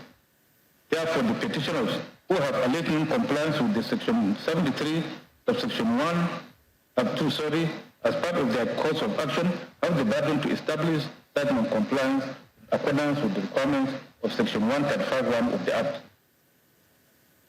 The petitioners have also relied on the evidence of PW12 on exhibits PCQ1 to PCQ6, also tendered through PW12. The exhibits are acknowledged copies of letters dated 6 March 2023, 14 March 2023, 16 March 2023, and 20th March 2023, all written by the petitioners or their solicitors to the chairman of the first respondent, demanding for inspection of documents and for certified true copies of the electoral forms. The petitioner also relied on subpoena duces tecum served on the first respondent to produce the said form. In his testimony at paragraph 58 to 60 of his adopted written statement on oath, PW12 merely stated that the petitioners made several applications through his campaign organization and solicitors for certified copies of election documents and data relating to the presidential election, but they were denied by the first respondent, and that the first respondent had failed to record in the prescribed forms the quantity, serial numbers, and other particulars of result sheets, ballot papers, and other sensitive electoral materials. The record of proceedings of this court also shows that at the instant of the petitioners, subpoenas dated 30th May 2023 and 13th June 2023 were issued on the chairman of the first respondent to produce some documents. The record also shows that on the 20th June 2023, one Olufunmilayo Taiwo, the Deputy Director of Certification on Complaints and Legal Drafting with ANIC, appeared on behalf of the first respondent in answer to the subpoena duces tecum. While she produced some of the documents required of the first respondent in the subpoenas, he informed the court that the documents listed in the subpoenas as listed E, C, D, and E are in the states, and since the subpoena was served on them just before the previous day, it will take some time for the first respondent to get them. An examination of exhibits PCQ to PCQ6, which were tendered by the petitioners through PW12, showed that all except exhibit PCQ are letters addressed to the chairman of the first respondent by the petitioners and their solicitors requesting for inspection of documents and for certified copies of those documents. Exhibit PCQ4 is a covering letter addressed to the resident electoral commissioner, Benue State, from the law firm of Dr. Onyechi Piazu, SN and Co., notifying the respondent and the resident electoral commissioner of subsequent action on the solicited letter by the National Chairman, ANIC Headquarters, Abuja, dated 6 March 2023. It is important to observe that Section 74(1) of the Electoral Act 2023 mandates the resident electoral commissioner in a state where an election is conducted within 14 days after an application is made to him by any of the parties to an election petition, cause a certified true copy of such document to be issued to the said party. Subsection 2 of that section even provides that any resident electoral commissioner who fails to comply with subsection 1 commits an offense and is liable on conviction to a maximum of 2 million naira or imprisonment for a term of 12 months or both. A look at the letters exhibit PCQ1 to PCQ6 showed that they were all addressed to the chairman of ANIC instead of the resident electoral commissioners in the states as required by the petitioners,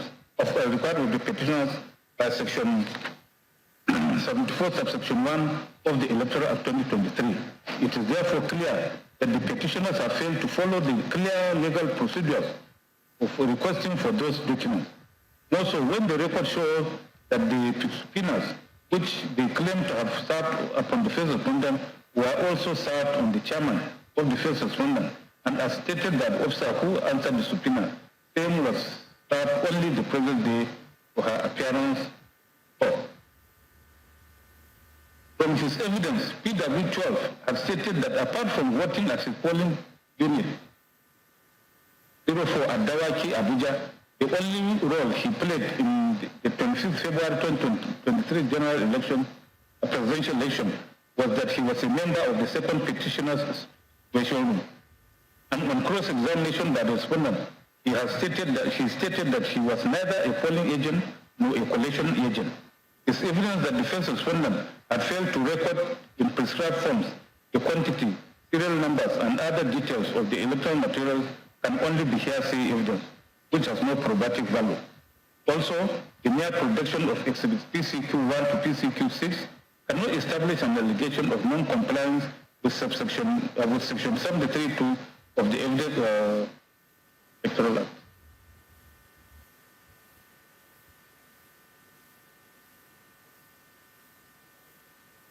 The Electoral Act 2022. Apart from the evidence of PW12 and exhibits PCQ1 to PCQ6 tendered through him, the petitioners have produced no other evidence to substantiate their allegation that the first respondent failed to comply with the provisions of Section 73, Subsection 2 of the Electoral Act 2022. Rather, PW10, Kefas Ia, the supervisory presiding officer for Madagali Ward in Adamawa State, who was subpoenaed by the petitioner to testify on their behalf, has stated in paragraphs 4 and 5 of his witness statement oath that as a presiding officer, he reported to the local government area INEC offices in Gulam, Madagali local government area in Adamawa State, on the 24th February 2023 to collect the sensitive and non-sensitive materials for the 25th February presidential election and National Assembly elections, and that after collecting the materials, he proceeded together with security agents and other INEC officials, which consisted of presiding officers, assistant presiding officers 1, assistant presiding officer 2, and assistant presiding officer 3, to Madagali Ward that evening to the registration area. His evidence was also to the effect that on the day of the elections, everything went well, and after sorting and counting the votes, the presiding officer did the entry and snapped the results with beavers for the upload and transmission of the results to the INEC portal, but were unable to upload. And when they complained to him, he requested them to come to the registration area. It is therefore clear from the above that the petitioners were unable to establish the allegation of non-compliance by INEC with Section 73(2) of the Electoral Act 2023. The evidence PW2 and exhibits PCQ1 to PCQ6 have not been able to rebut the presumption of regularity which inures to the first respondent under the law, which can only be rebutted with cogent and credible evidence, EAPC and Sharif and others.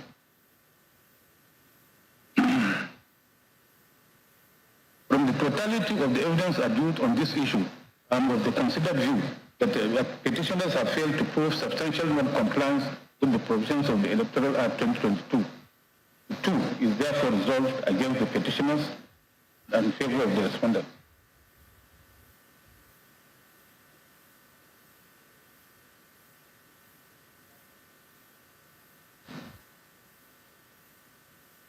Issue 3 is whether from the totality of the evidence, the petitioners have proved that the presidential election held on 25th February was invalid by reason of corrupt practices.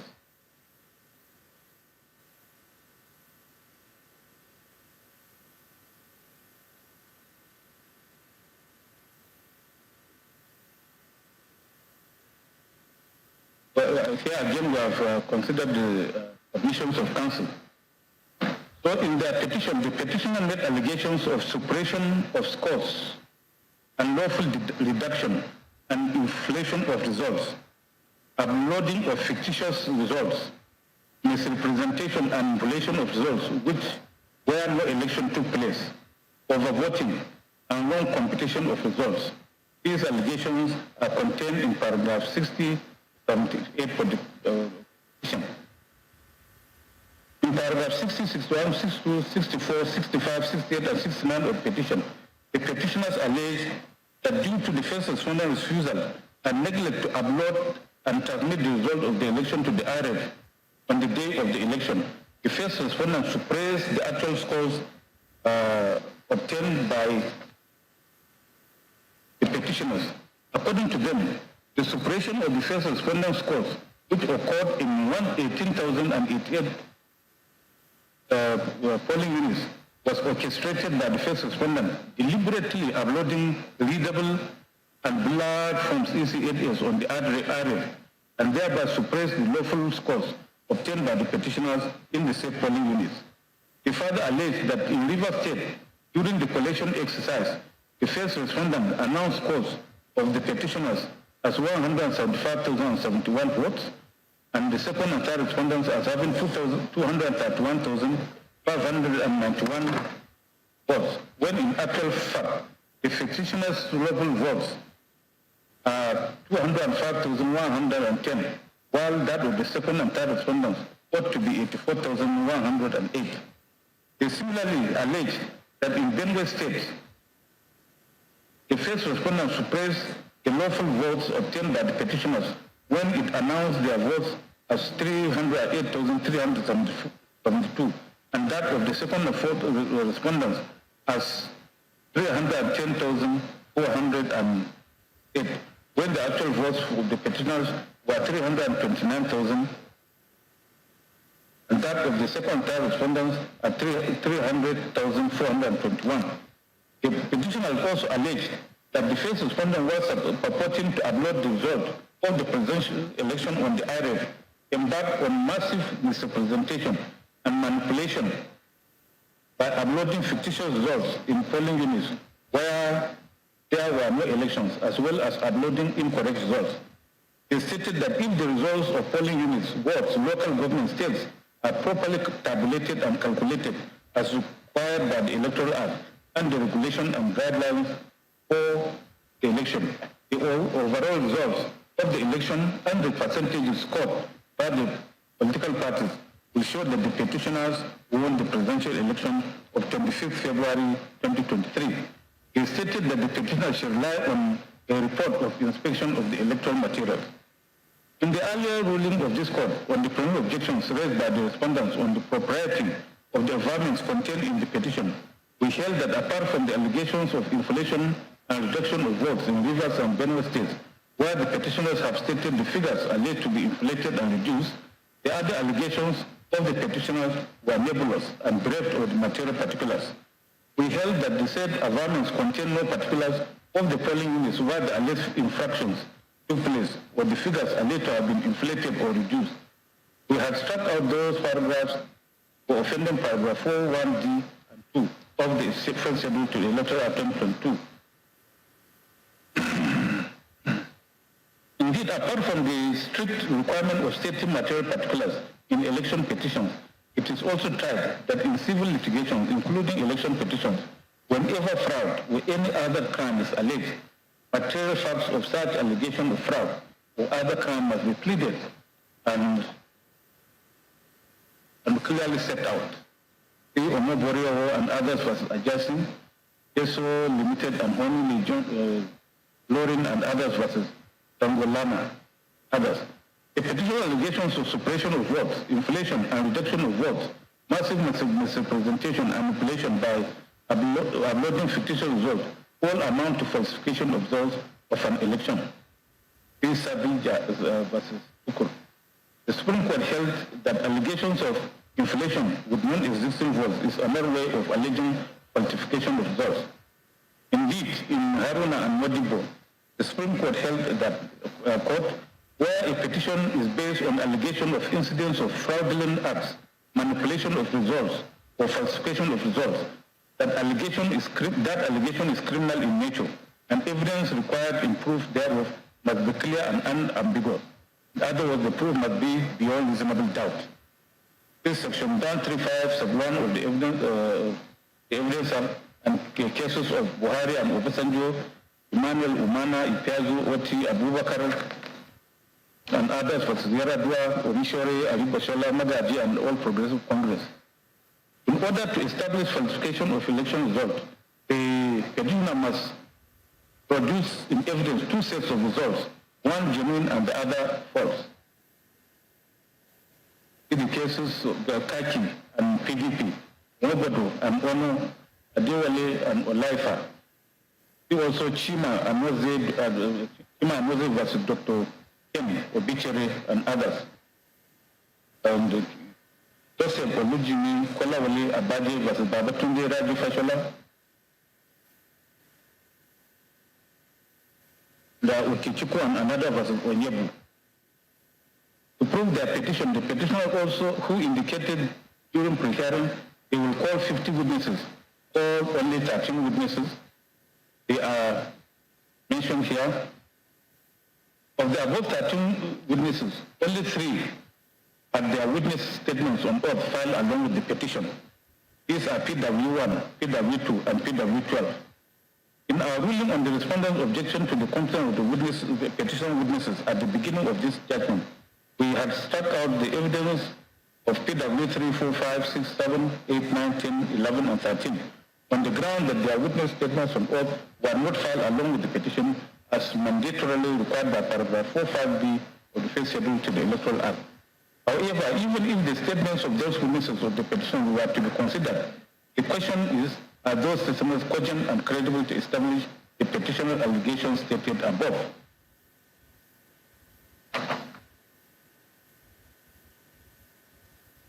PW1's testimony was only on the alleged double nomination of the third respondent and feature proceeding, which we have already determined above. Even as he stated that he voted in his polling unit during the election, he stated that he did not play any other role in the election beyond exercising his civic responsibility.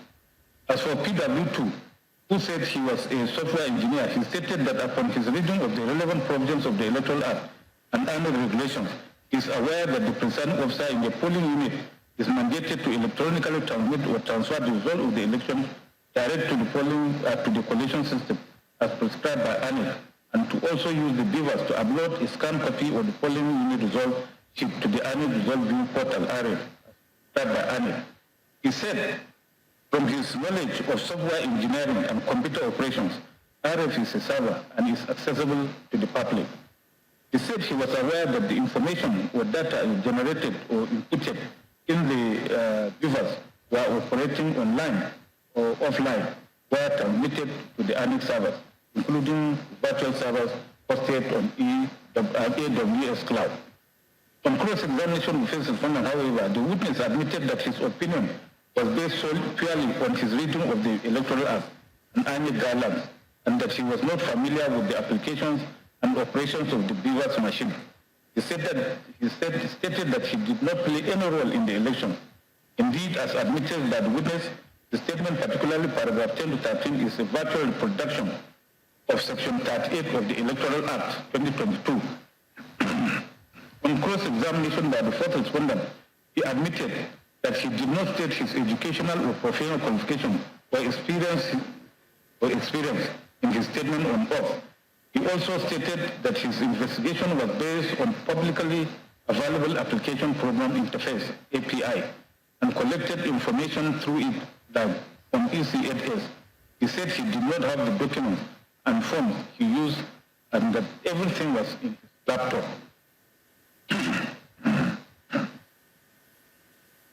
Contrary to the speculation of the petitioners that ANIL was not prepared to conduct the promised credible, authentic, and transmitted election, or that it deliberately or mischievously allowed the compromised IT infrastructure to be deployed for the conduct of the presidential election, PW2 confirmed that Amazon Web Services is the most secure service providers in the world, and that it is used by corporations, companies, individuals, and governments that are most concerned with security. In his entire evidence, PW2 did not talk about the cost of PW3, PW5, and PW6. He made an early national commissioner, Festus Okoye, wherein they gave assurances that results of the election will be transmitted to the RF for public viewing. Being mere assurances, the evidence of these witnesses had no utilitarian value in establishing allegations of corrupt practices made by the petitioners in this case. In his evidence, PW4 tendered exhibits PZD 1, 2, and 3, which he claimed to be the report of his analysis of the presidential election. The witness also tendered 4 boxes containing what he called 18,088 blood polling unit results downloaded from the RF portal, which were also admitted as exhibits PCE 1 1 to PCE4. However, in the earlier ruling of this court on the respondent's objection, we have struck out exhibits PCD 1, 2, 3, as well as exhibits PCE 1 to 4, along with the witness statement on oath of TW4, which was not filed along with the petition since the documents were tendered through the incompetent witness. The witness claimed in his evidence that from his investigations, the scores on Forms EC8As of 39,556 polling units were inaccessible as they contained ablaws not connected with presidential election, and that the number of accredited voters affected by the 18,088 blood result was 2,565,269, while the number of voters who collected their PVCs was 9,165,191. According to him, this signified that the votes of 5,533,553 accredited voters were discountenanced by the first respondent. He added that 23,119,298 registered voters collected their PVCs in those 39,546 polling units, and concluded that both the number of accredited voters of 5,553,553 and number of voters who collected their PVCs of 23 million plus polling units far exceeded the margin of lead from the first respondent's announced result of 1,807,206 over the first runner-up and 2,693,193 over the second runner-up. PW204 also stated that in Benue State, neither the results he obtained from the RF nor the CTCs of Forms EC8As matched the results of the first respondent. He stated that the annex CTCs of Forms EC8As showed that LP got 272,468 votes and APC got 256,852 votes, while the results from the RF portal showed that LP got 260,796 votes, while APC got 268,630 votes. He added that the ANEC announced result showed that LP got 308,372 votes and APC got 310,468 votes.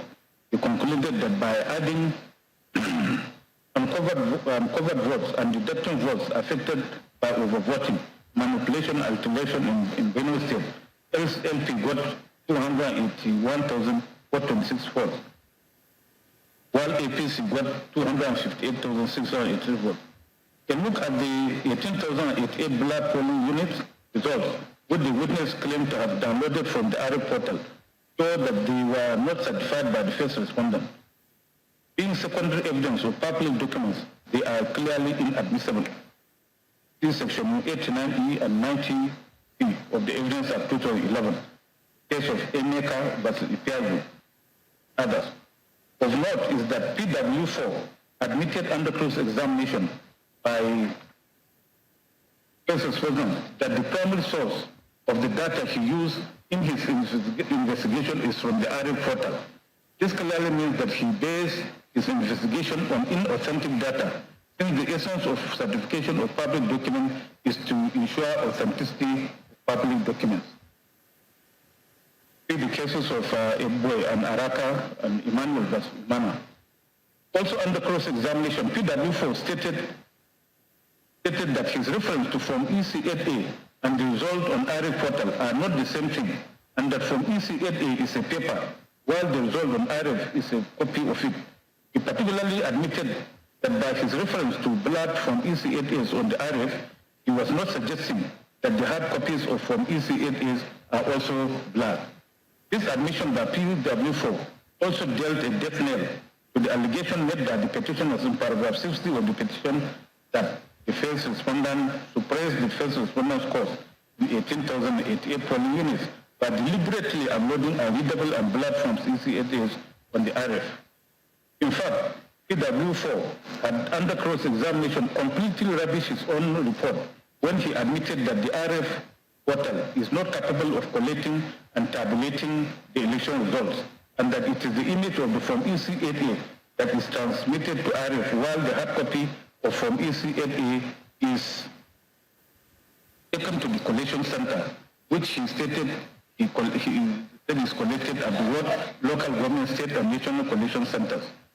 He also admitted that since the result in the Form EC8A is taken to the collation centers, the failure to transmit its image in RF or that image transmitted in its blood will not change the result already entered in Form EC8A. Again, the witness admitted under cross-examination that his report in exhibits PCD1, PC2, and PCD3 only covered these two states of Rivers and Benue, and that he worked on only available data, that if he had more data in his report, it would have been different. He further admitted that his report, exhibits PCD1, 2, and 3, is not a product of expertise, as any secondary school student can do the simple arithmetic involved in it. This admission by PW4 effectively rubbishes his entire report as inconclusive and manifestly unreliable. On the whole, the evidence of this witness, even if it were to be considered void of any probative value. As for the evidence of PW7, we had earlier analyzed and evaluated her testimony and found that she was not only a person interested in this petition. A report in exhibit PCJ 3A to F, which she brought to the court purportedly as an expert witness, was merely downloaded by her from AWS site, which was openly accessible to the public. Her evidence is also of no probative value. With regard to the evidence of PW8, I have earlier analyzed and evaluated his evidence while resolving issue 2. Suffice it for me to state that I had found that PW8, having admitted that in the course of his commission to work, he had read the petition and the first respondent's reply, as well as the Electoral Act and annual regulations and manual, and that he finished his final report in May 2022 during the hearing of his petition.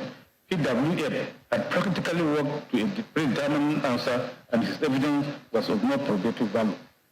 PW9, who gave evidence as an accredited observer of the election, had stated that everything about the election in the polling unit, which he observed when as accreditation and voting took place. The votes were counted and the results were announced and recorded on Form EC8A, but was not uploaded on the RF at the polling unit.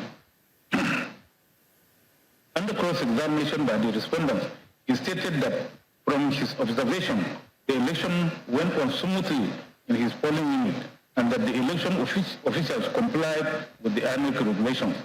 He stated that the result was taken to the collation center by the election officials. Rather than support the petitioner's case, the evidence of this witness actually reinforced the response case that the election was conducted in substantial compliance with the Electoral Act and INEC regulations guidelines. PW10 stated that he acted as an ad hoc supervisory presiding officer for Madagali Ward, and that on election day he collected the materials with security agents and other INEC ad hoc presiding officers. He stated that voting went on well until 6:30 p.m. and all voters who were on queue by 2 p.m. duly voted at Unit 004 DISA. He stated that after sorting and counting of the votes, the presiding officers did the entry and snapped the results with the beavers, but were unable to transmit and upload same to the RF portal after the result of the National Assembly election was uploaded. He stated that when the presiding officers complained to him, he asked them to come to the registration area, where he requested them to meet the registration area center tech, who asked them to submit the beavers to him for transmission, but was unable to upload. On cross-examination by the First Respondent Council, PW8 stated that apart from the small issue between agents of APC and PDP, which was satisfactorily resolved, everything went well and the results were entered in Form EC8S in the units and were properly announced. He added that the physical copies of the Form EC8S were taken to the Ward Collation Center. Cross-examination by second and third respondents, the witnesses have confirmed that notwithstanding the difficulty in uploading the results, the collation of Forms EC8A took place in the ward.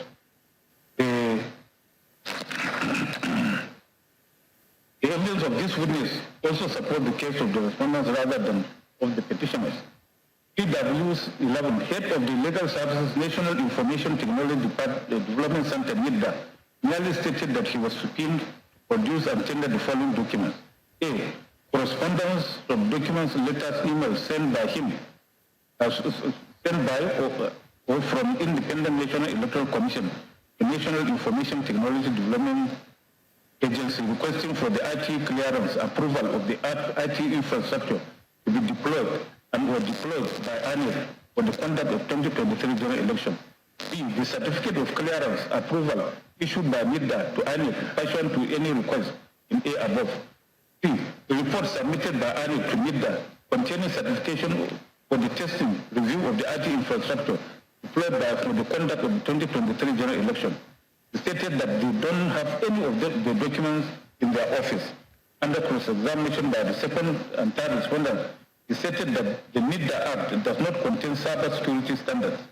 He also stated under cross-examination by the fourth respondent that their supervisory ministry is Ministry of Communication and Digital Economy, and that the minister stated that there were 16 million attempts to hack the INEC IT infrastructure on the day of the election. The evidence of this witness is of no the assistance to the petitioners. PW12, the petitioner's star witness, whose evidence was merely a copy of the averments in the petition, stated that on the day of the election, he voted at his polling unit at Dawaki, Abuja, after which he went to the situation room of his party. The second petitioner, he stated that apart from his polling unit and the situation room, he was not present physically at any other place on the day of the election. He stated that he was not a collation agent or polling agent in any polling unit or collation center. His evidence in chief was therefore mostly laced with hearsay. He settled that hearsay evidence inadmissible and has no probative value. Apart from his evidence in chief being inadmissible hearsay, Exhibit X1, a certified true copy of the judgment of Federal Court Abuja, suit number FHC ABGCS 1454-2022, was tendered through him under cross-examination by the first respondent, and he read out a portion of the judgment of the court, which was referred that the first respondent was under no mandatory obligation to electronically transmit or collate results of the election. He also admitted that he did not state in his statement on oath any figure unlawfully ascribed to the second respondent and third respondent by the first respondent. He also stated that his party had agents throughout the federation with over 133,000 votes. When asked by when asked by the second and third respondents' council to state the scope of the Labour Party, the witness stated that he will not know scores of the Labour Party because the results are being uploaded on the IRF. He added that he will not know the unlawful votes accredited because he is not an expert, and that the wasted votes are part of the statement made by the expert. When cross-examined by the fourth respondent, PW12 stated he was not aware that ANEC chairman had given a statement that ANEC will not transmit results electronically. When confronted by the fourth respondent's counsel, he confirmed that his statement on oath wherein he stated that he will rely on the evidence of forensic expert was made on 20th March 2023, while the final expert report he was relying on was made in May 2023. Clear that PW12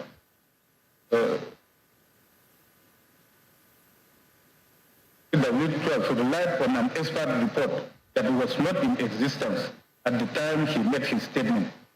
Obvious that the evidence of this witness lacks credibility and is therefore manifestly unreliable. PW13 was the only presiding officer called by the petitioners in this petition.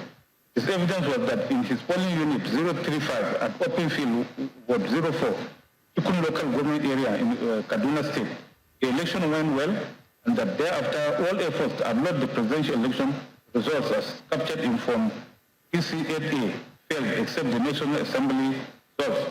But when all efforts failed, he proceeded to the collation center with other ad hoc staff. When cross-examined by first respondents' counsel, he stated that he recorded the results manually, and the only problem he had that day was the uploading of the result. that when he could not upload the result, he called his supervising officer who told him to take the result to the Ward Collation Center, which he did. On cross-examination by second and third respondent counsel, he confirmed that after recording the result manually, he signed and the party agents also signed. When cross-examined by the fourth respondent, he stated that after signing the result, he gave copies to party agents. The evidence of this witness actually supports the case of the respondents that the election was conducted in substantial compliance with the Electoral Act 2022. In Buhari and INEC and others, the Supreme Court clearly stated law as follows. Quote, a petitioner who contests the legality or lawfulness of votes cast in an election and the subsequent result must tender in evidence all the necessary documents by way of forms and other documents used at the election. He should not stop there. He must call witnesses to testify to the legality or unlawfulness of the votes cast and prove that the illegality or unlawfulness substantially affected the result of the election. The documents are amongst those in which the results of the votes are recorded. The witnesses are those who saw it on the day of the election, not those who picked the evidence from an eyewitness. No, they must be eyewitnesses too. Both forms and witnesses are vital for contesting the legality or lawfulness of the votes cast and the subsequent result of the election. One cannot be a substitute for the other. It is not enough for the petitioner to tender only the documents. It is incumbent on him to lead evidence in respect of the wrongdoings or irregularities both in the conduct of the election and the recording of the votes. Wrongdoings and irregularities which affected substantial result of the election.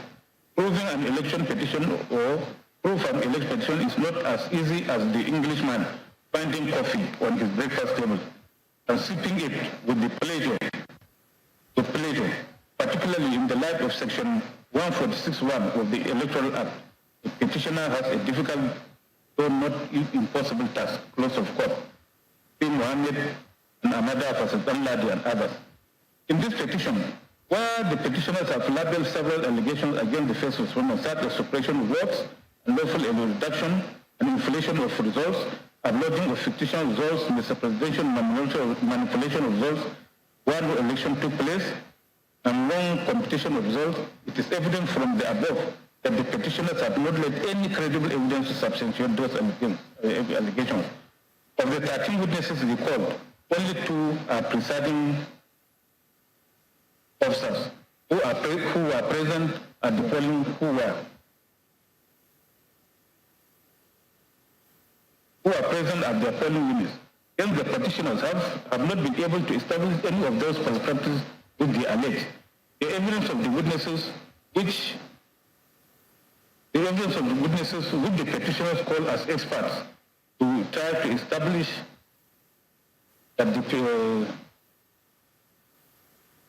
first respondent is mandatorily required to transmit election results for the purpose of collation or to link the delay in the upload of the presidential election results to average by the first respondent to any of the malpractices which they allege are devoid of any value. The petitioner allegations have remained mere speculations and unfounded accusations. The petitioners have failed to establish beyond reasonable doubt the corrupt practices which they allege as required of them under Section 135(1) of the Evidence Act 2011. On the petitioner's allegation of overvoting, Learned Counsel for the first respondent contended that to prove overvoting, the direct record of accredited voters and the BVAS machine are required alongside the voters register of the affected polling units. He pointed out that the petitioners failed to produce the BVAS machines and the voters register.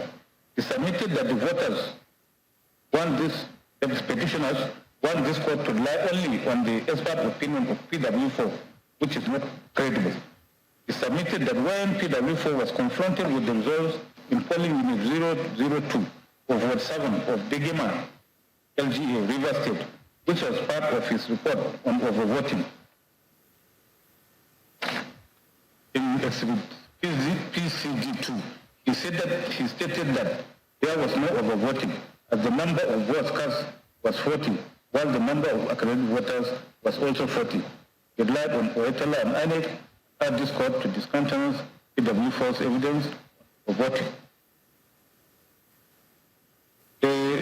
petitioner's allegation of overvoting is contained in paragraph 72, 76, and 77 of petition, which have been produced here. In the earlier ruling of this court, the respondents' various primary objections to the competence of the above advanced petitioner's allegation of overvoting were upheld, and the court had struck out the said paragraphs for being vague, nebulous, and imprecise, having failed to disclose the specific polling units in the states where the overvoting is alleged to have occurred, the number of votes affected, the alleged margin of lead, etc. Indeed, in that ruling, we had observed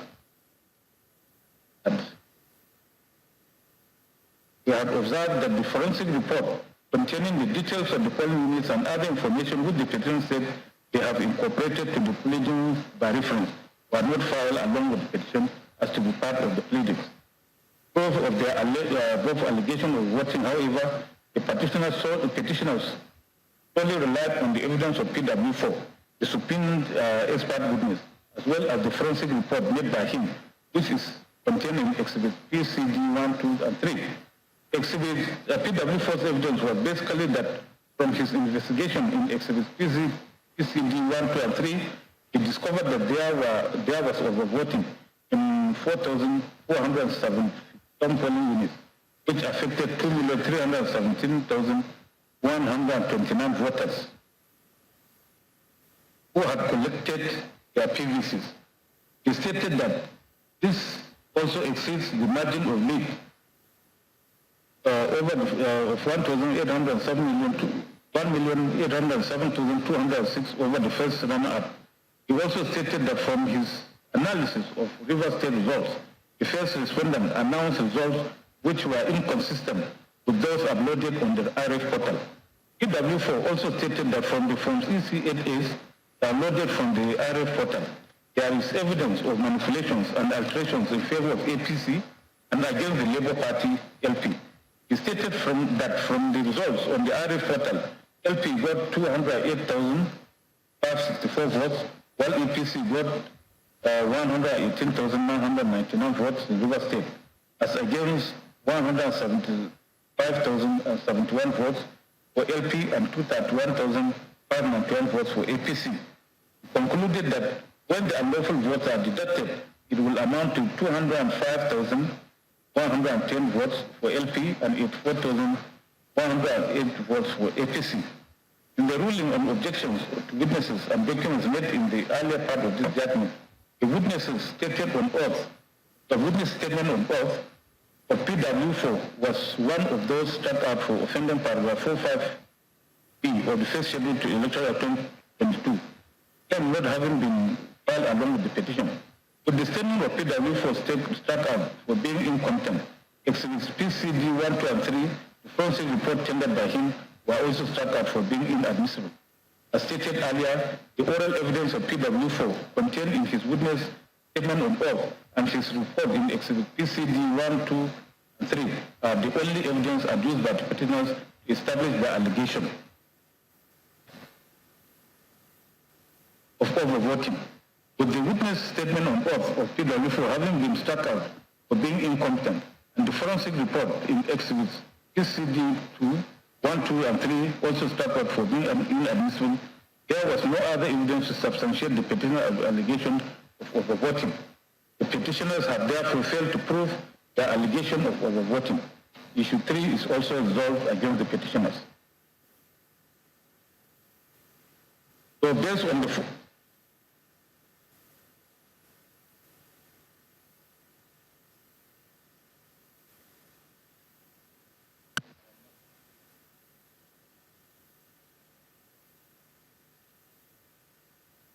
Based on all the foregoing, it is evident that the petitioners have failed to establish their allegations of corrupt practices and overvoting. In consequence, issue 3 is also resolved against the petitioners and favor of the respondents. Issue 4 is whether from the evidence adduced by the petitioners, the petitioners have established that the second respondent was not duly elected by majority of lawful votes cast at the election. This issue deals with section 134, subsection 2 of the Constitution, on the issue of 25% votes, Abuja. So whatever it is.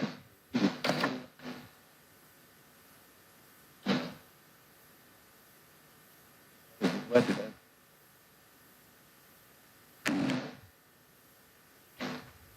Well, resolution of this issue basically borders on the interpretation of Section 134, subsection 2B of the 1999 Constitution. The appropriate starting point for the resolution of this issue, therefore, is to reproduce, for ease of reference, Section 134(2)A and B of the Constitution of the Federal Republic of Nigeria 1999 as amended, the interpretation of which is in contention. It reads thus. A candidate for an election to the office of president shall be deemed to have been duly elected where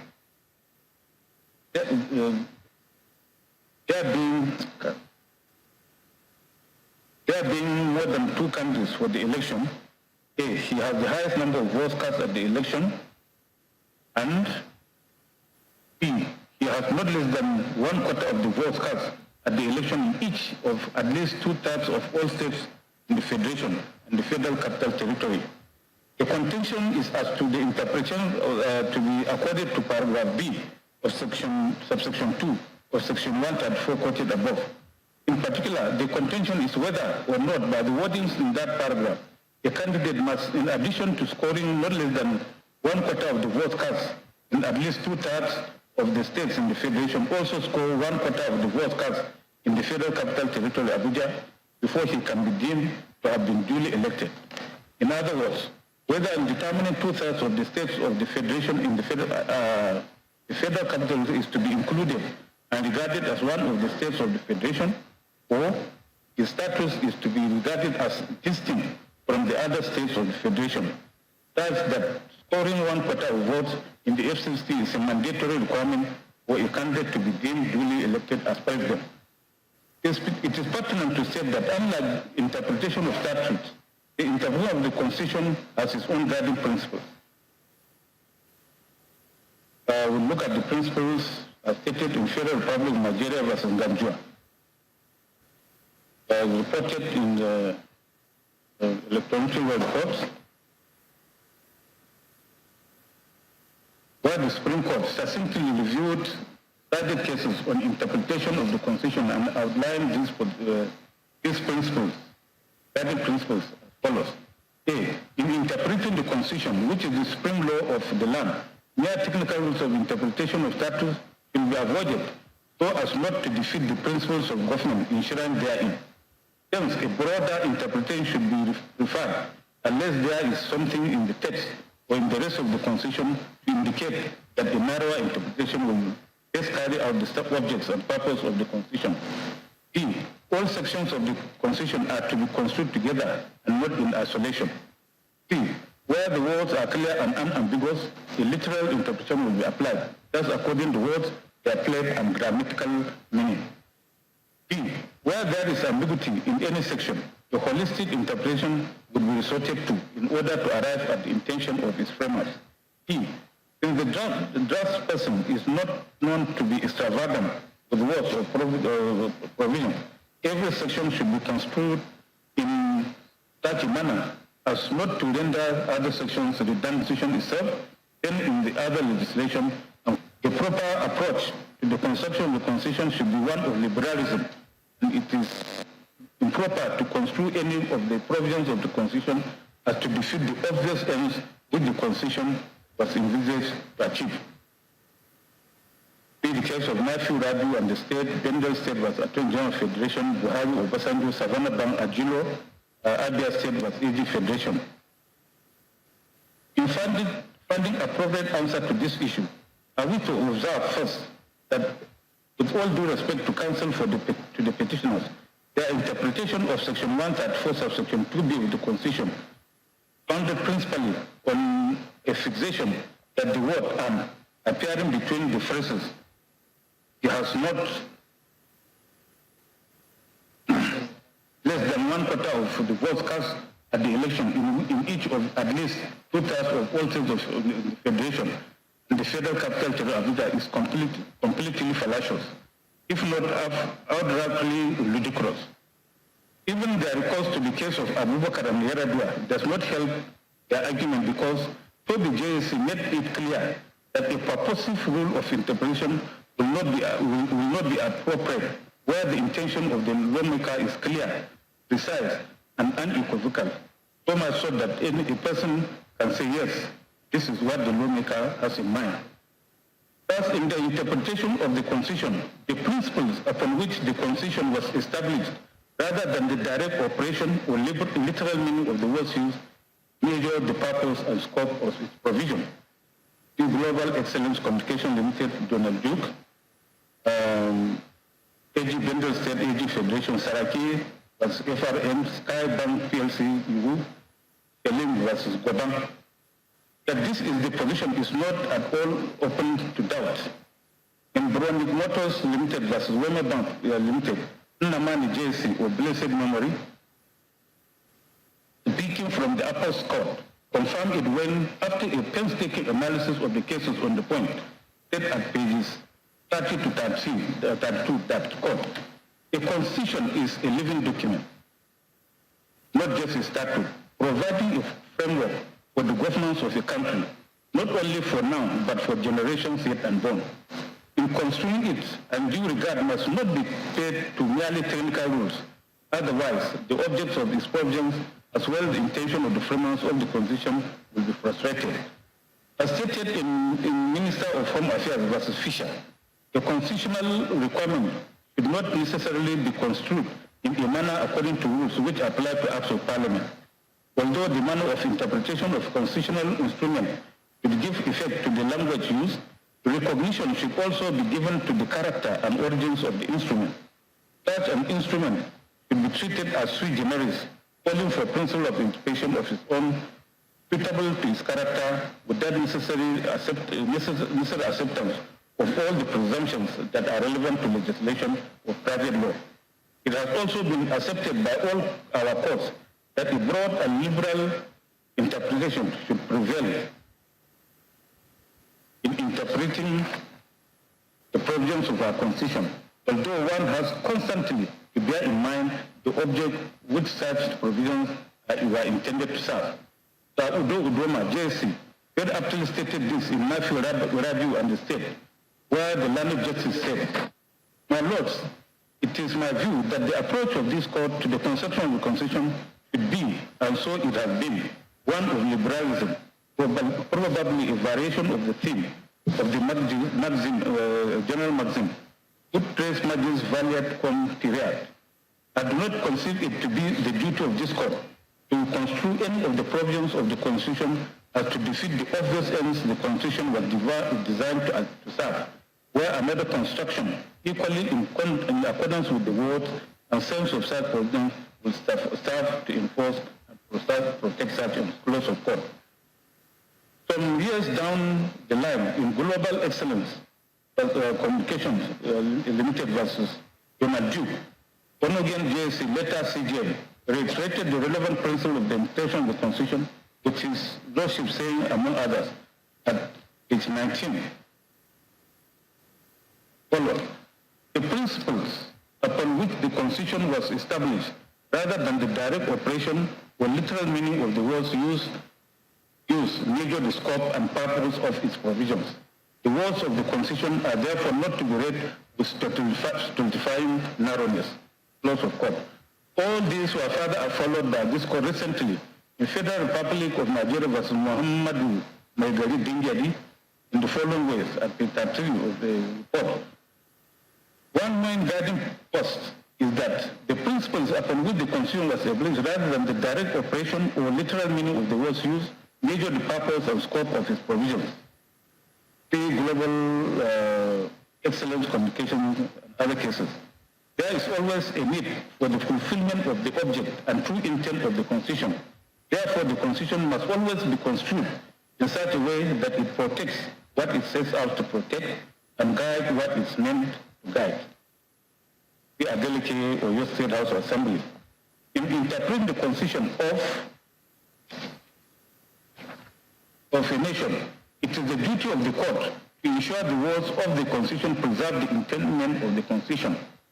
Every Constitution has a life and moving spirit within it, and it is this spirit that forms the raison d'etre of the Constitution, without which the Constitution will be a dead piece of document. The life and moving spirit of the Constitution of this country is captured in the preamble.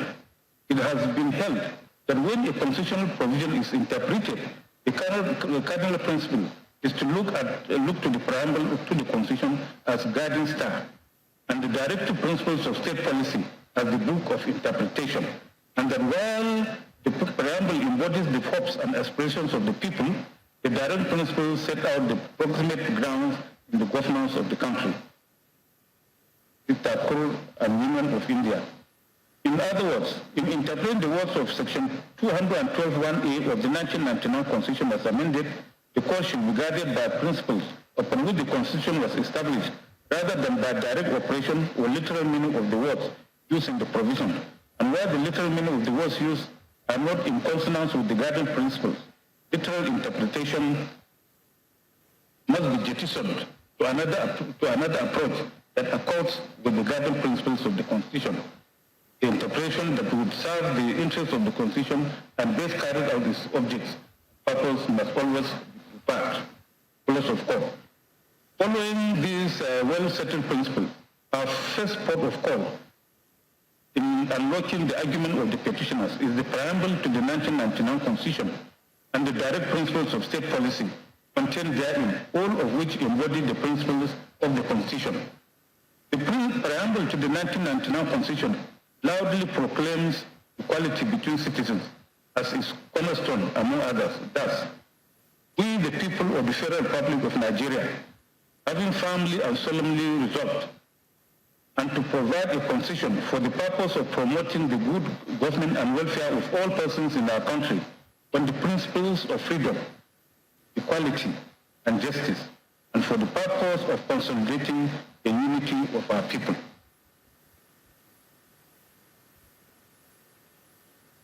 We shall then make and give to ourselves the following constitution. For those who are not used to reading preambles, the Constitution, still in its fundamental objectives and directive principles of state policy, contained in Chapter 2 of the Constitution, which this court aptly described as the road to construction in Federal Republic of Nigeria and Ingedi repeats this equality principle. Under its social objectives provision of that chapter in Section 17 thereof, it again proclaims that 1. The state social order is founded on ideals of freedom, equality, and justice. 2. In furtherance of the social order, every citizen shall have equality of rights, obligations, and opportunities before the law. Equality of rights in every citizen, as stated in this provision, cannot by any means be read to exclude equality of the weight and value of their votes. No, it includes it. Even more so, when the issue here is the right of every such citizen to elect with their votes their president, whose policies are supposed to and will affect all of them equally, regardless of which part of the country they reside or live. So even stopping here, if futility and hollowness in the argument of the petitioners that the votes of the voters in the FCT, Abuja, have more weight than other voters in the country, to the extent of their votes purportedly have a veto effect on other votes, is rendered bare.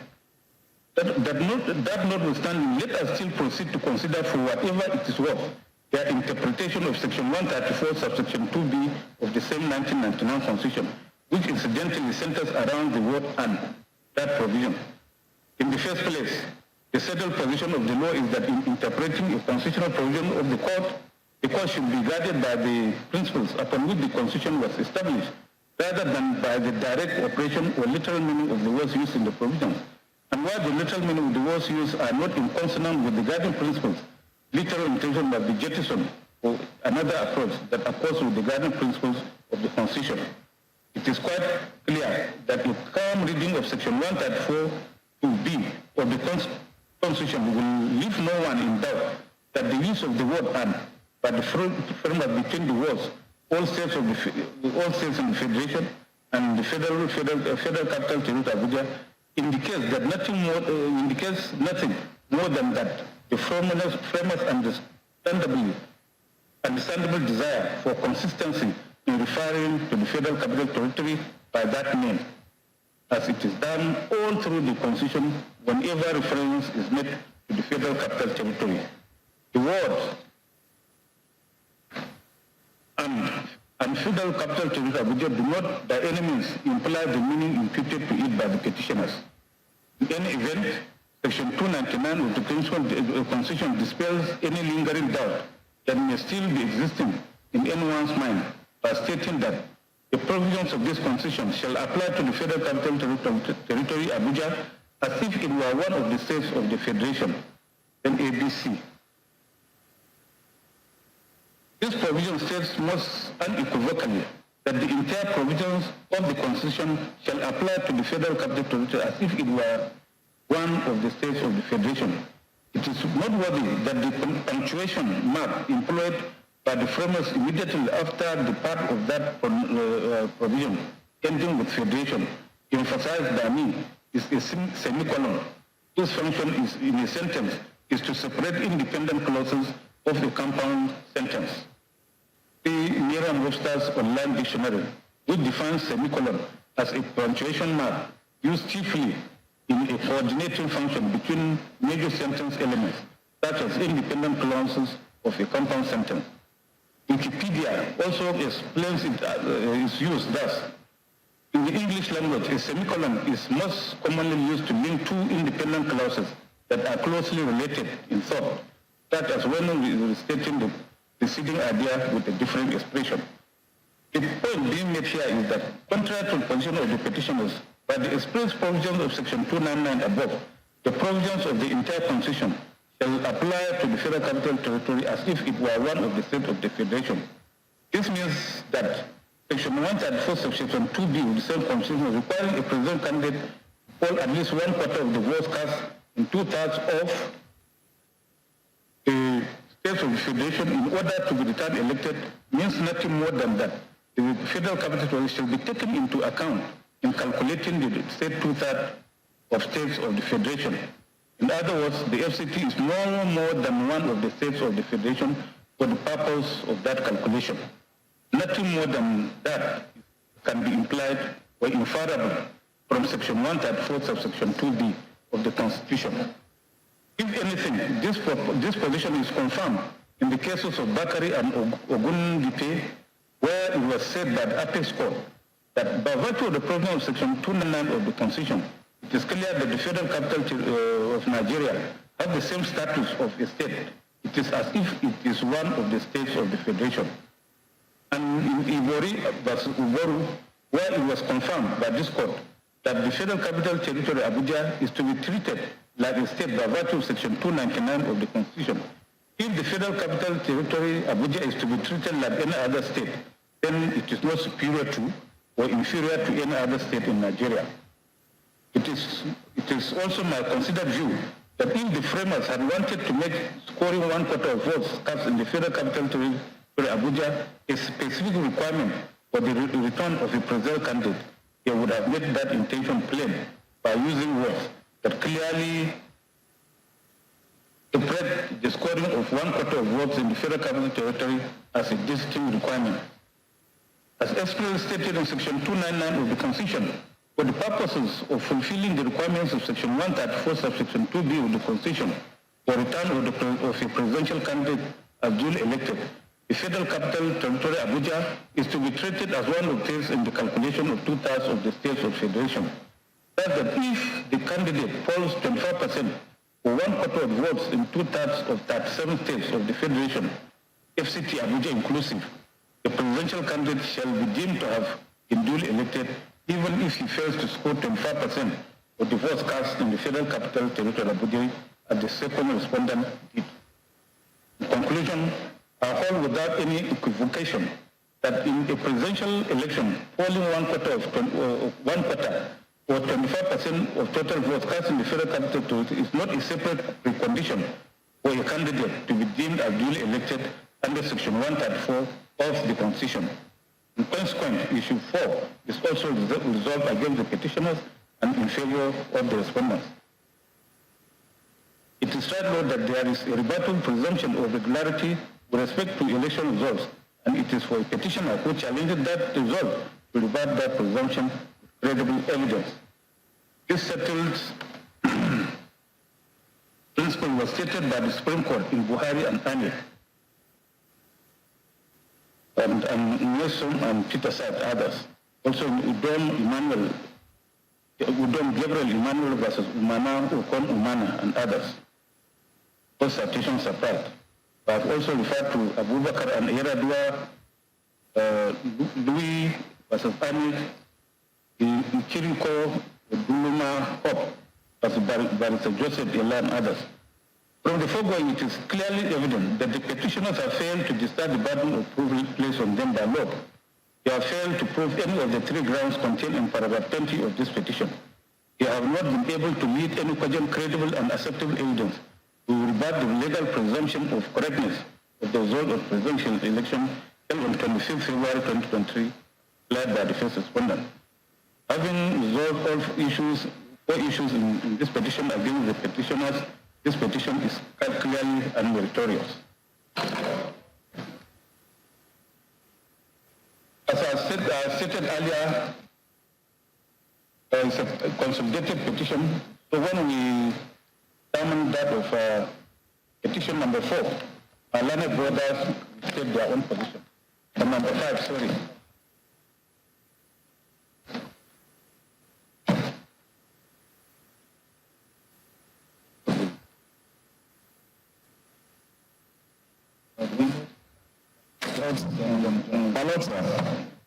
I'm very sorry again, sir. Yes.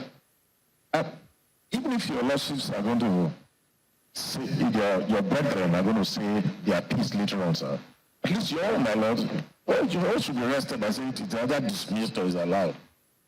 I was wondering if your lawsuit will not pronounce that it's been dismissed. What is saying? So that, what are you saying? I'm sorry, but I don't want to be confused, sir. I've listened to your lordship's eloquent judgment. Sorry, please, Leonard Senior, you don't have to interrupt judgment. We are delivering judgment and we are still on. Please leave the judgment where it is. My lord, I'm very sorry, sir. If you are confused, when you get the judgment, you read it. No, my lord, I'm not confused at all. Okay, then please. I'm making a suggestion. No, you don't have to suggest to us how to deliver judgment. I'm sorry. So you seriously think that all 5 of us wouldn't know that? No, wouldn't know what you want. Lord, I apologize. I apologize.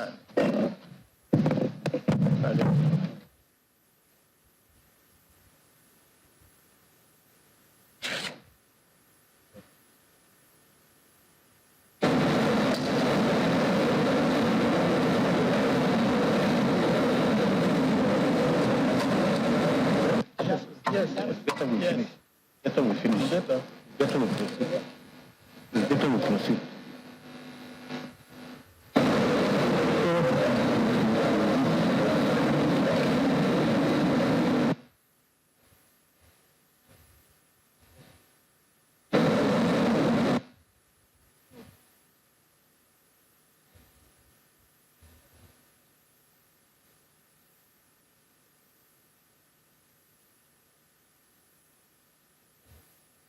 Well, we now proceed on petition number 5.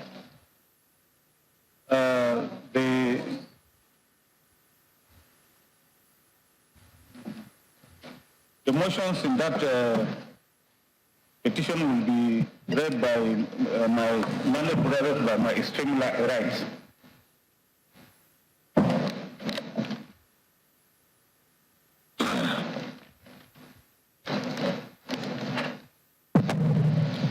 This is an election petition by the 2 petitioners against the first, second, and third respondents. The first petitioner, Abubakar Atiku, was a candidate at the presidential election held in Nigeria on the 25th day of February 2023. He was sponsored by the second petitioner, People's Democratic Party. The first respondent, INEC, was established as one of the executive bodies created in Section 135 of the Constitution of the Federal Republic of Nigeria, 1999, with power to, among others, organize, undertake, and supervise all elections to the offices of the President and Vice President and others.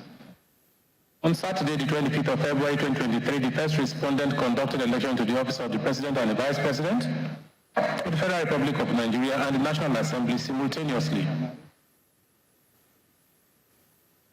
The petitioners and the second, third respondents, along with 16 others, participated in the election. At the conclusion of the election, the first respondent declared the results by which it is indicated as follows. We show the results for out of the two contestants here we are concerned with.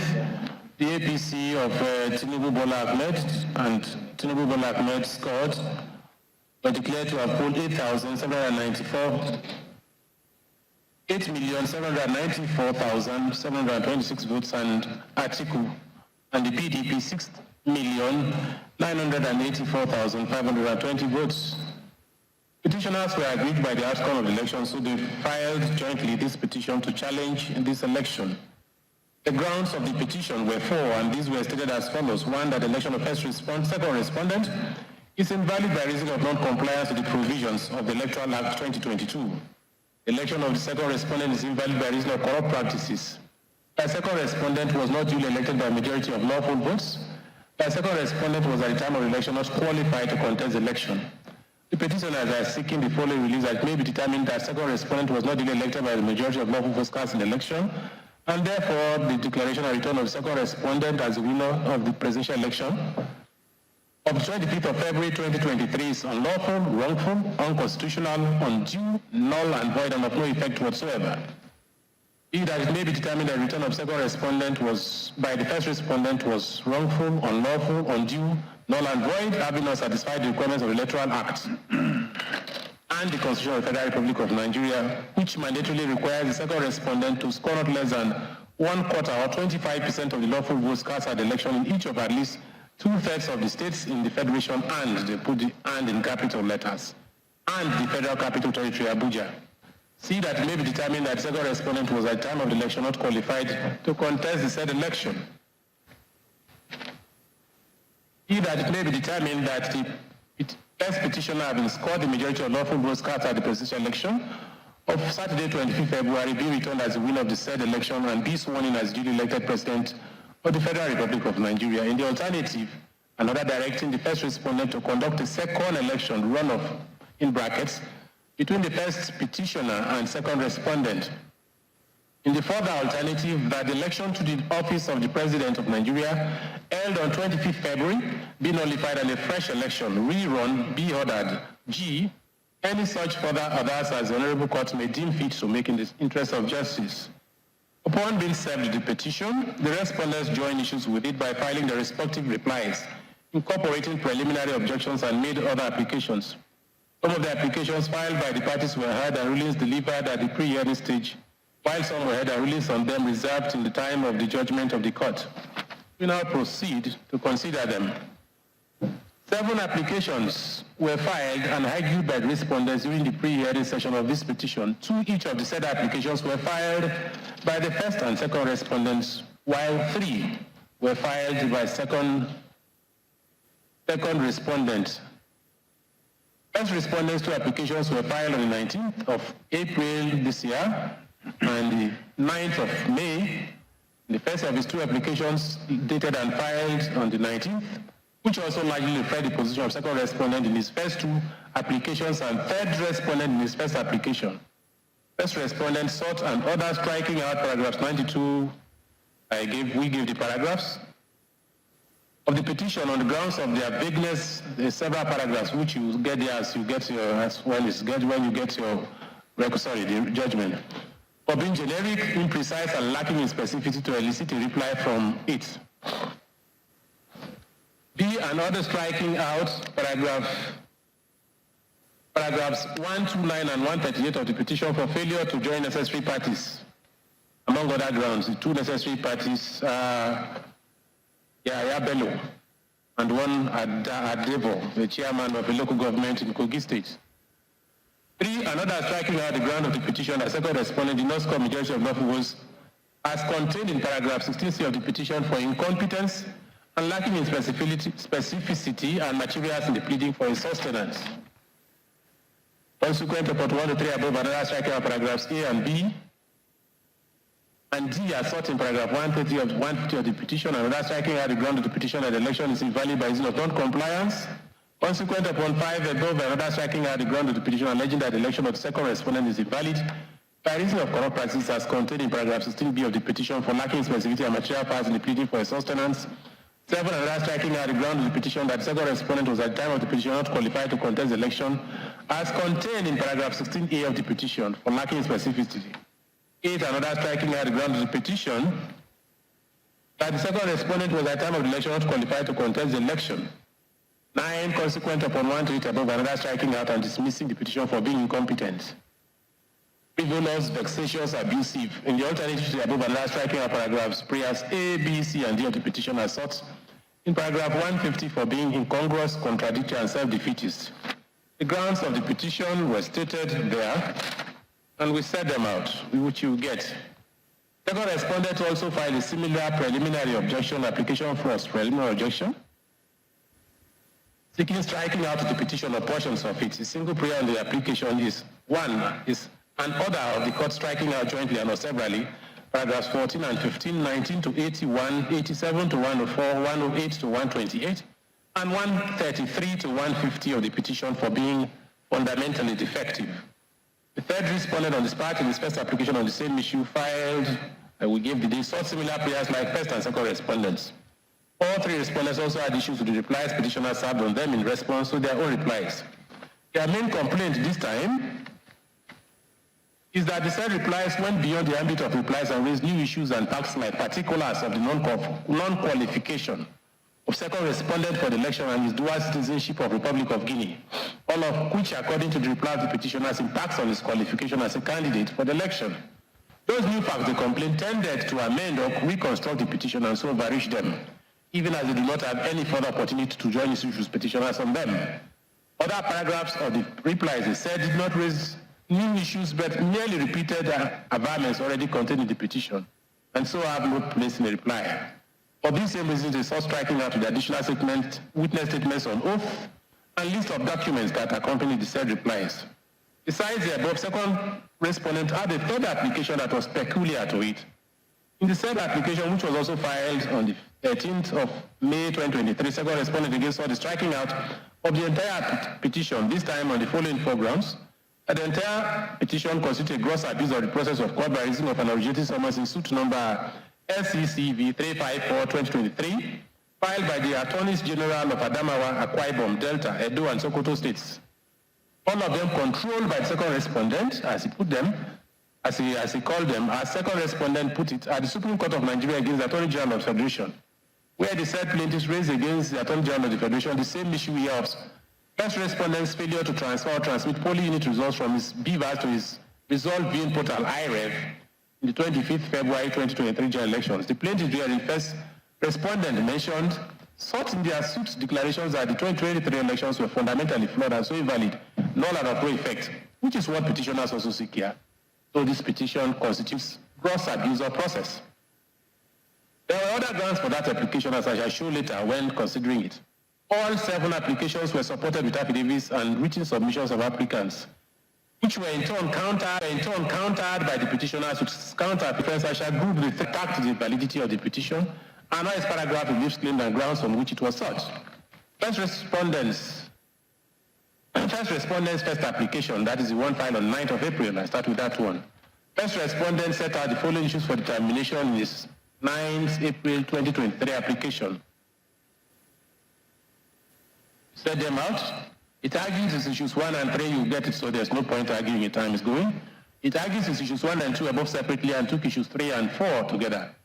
In seeking the striking out of paragraphs 9, 2, 3, 93, all set out there, of the petition on grounds of their vagueness, imprecision, and lack of specificity to elicit a reply from it, first respondent, that is INEC, relied principally on paragraph 4.1, sub 1 of the first schedule to the electoral act, which states as follows. It says, an election petition under the act shall state clearly the facts of the election petition on the grounds on which petition is based, and relief sought by the petitioners. Relying on Ugu and Ararume and the number of cases all set out there, Counsel of First Respondents have argued that paragraph 4.1, the said paragraph 4.1 of the first schedule of the Electoral Act implies compulsion and makes it mandatory for petitioners to plead the facts of their petition. They submitted that an election petition that is vague, imprecise, omnibus, nebulous, or generic is contrary to the provisions of paragraph 4.1d of the Electoral Act and so liable to be struck out. Then Counsel then carefully took on each of the said paragraphs and advanced reasons why they are vague, generic as a complaint. Counsel also argued that the petitioners in paragraphs 129 and 130 of their petition made allegations of unlawful acts allegedly carried out by one Honorable Friday Adejo, Governor Yaya Bello of Kogi State, and some unnamed persons in the course of the presidential election. Yet those persons were not joined to the petition, so those two paragraphs are also liable to be struck out. Counsel cited Bambe and Adetunji, Olori Ode versus Oyebi, and Babatol and Alade Jono to say the court lacked jurisdiction to enter judgment or make orders against persons that are not before it. Responding to the first limb of First Respondents' contention that the said paragraphs of the petition are vague and imprecise, the senior counsel to the petitioners argued that the said paragraphs were pleaded in support of the second ground of the petition, alleging that the presidential election was bedeviled by corrupt practices. Prime among those practices, they said that suppression of votes, manipulation of beavers' machines, and destruction of electoral materials and ballot boxes. Specific instances of these corrupt practices that took place in various states and local governments, they argued, were laid bare in the petition with particulars of the allegation. They argued that First Respondent, instead of considering the paragraphs of the petition holistically, seems to have considered them in isolation and apparently hence its wrong conclusion that the petition was vague, imprecise, and without necessary further particulars. While admitting that the names of polling units were not specifically stated in the petition, Petitioners' Counsel submitted that petitioners stated in different paragraphs of the petition that the polling units affected were to be contained in the statistician's report to be relied upon at the hearing of the petition. They cited the cases of Oluwedu vs. Ajayi, Awolaja and others, as Citrate and East Horizon Gas Limited versus Afiok and others. To submit that petitioners have by that pleading incorporated by reference the said statistician's reports. On the argument of the First Respondent that the petition did not disclose any reasonable cause of action and so constituted abuse of process, Petitioners' Counsel argued that First Respondent was by that argument trivializing matters of high constitutional importance raised by petitioners in the petition. Submitted that a petition that touches on correct interpretation of Section 133(2)(b) of the Constitution of this country, vis-a-vis the return of second respondent and the qualification or disqualification of second respondent, regulated solely by Sections 131 and 137 of the Constitution, cannot by any means said to disclose no reasonable cause of action. On First Respondent's contention that petitioners' failure to join Honorable Adejo and Governor Yaya Bello and unnamed thugs against whom they made allegations of criminal misconduct in paragraphs 129 and 133 of their petition made those paragraphs of the petition incompetent and liable to be struck out. Counsel to the petitioner submitted that Section 132 of the Electoral Act has specified the persons who may be joined as petitioners or respondents in an election petition. That Honorable Friday Adejo and Governor Yaya Bello having not participated in the election or returned, petitioners are not in violation of the Electoral Act or any rule of law in not joining them. Besides, they also argued, no relief was claimed against the said two men, so they cannot be said to be affected in any way by the eventual outcome of the petition. This is the way we resolved it. My Lord, resolved it. Now, paragraph 4.1 of the first schedule of the Electoral Act, as amended, states thus: 2020 states thus: an election petition under this Act shall D. state clearly the facts of the petition, and the ground or grounds on which the petition is based and relief sought by the petitions. This provision is so clear and direct that it does not require any aid in its interpretation. It simply restates in mandatory terms the first rule of pleading that claimants, in this case a petitioner, shall state clearly, quote and unquote, the facts of the election petition, and quote again, and the ground or grounds on which the petition or claim is brought. This requirement/duty to plead one's complaints and facts clearly in the statement of claim / petition, not reply, is a basic rule of pleading even in ordinary civil proceedings. Emeka Agu in JSC, Natonda versus Ajani, put that point across most forcefully when he said that, and I quote, he said, "It appears to me that rule which required every fact, upon which a party intends to rely at the hearing of the to be pleaded, goes to the fundamentals of justice. For no one and defend the unknown. If one has to defend or counter a fact made by his adversary, The one must have due notice of that fact to enable him prepare for his defense. That is the very essence of pleading. As it goes to the very root of the rule of audio alteram partem, one of the twin pillars of justice, it would be misconception to describe it as mere technicality or regularity. It's a matter which cannot be waived. Indeed, by a long line of decided cases, it has been long settled that any evidence on the fact that ought to have been pleaded but is not, goes to no issue at all at the trial and ought to be disregarded, end quote.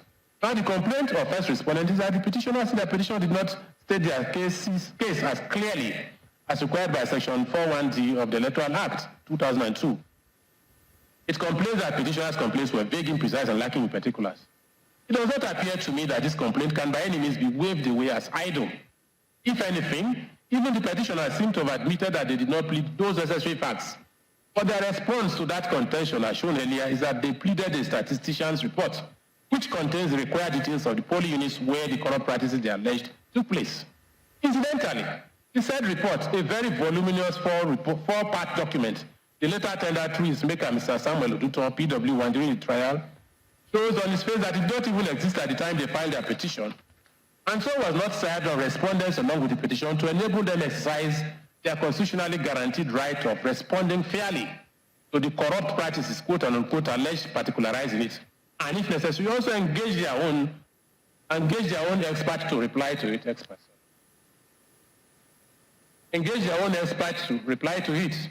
Yes, the principle of incorporation, by reference relied on by them, that is petitioners, is part of our adjectival law and supported by a fairly long line of cases, including MMA versus NMA, Ekpemupolo versus Edremoda and others, JFS Investment versus Brawalai Limited, Elo versus Idaosa, Abode Brothers Limited versus Niger Construction Company Limited and another. That principle cannot by any means override the fair hearing trial provisions of Section 36 of the 1999 Constitution of Wisconsin, which also underpins the rationale for exchange of pleadings by parties.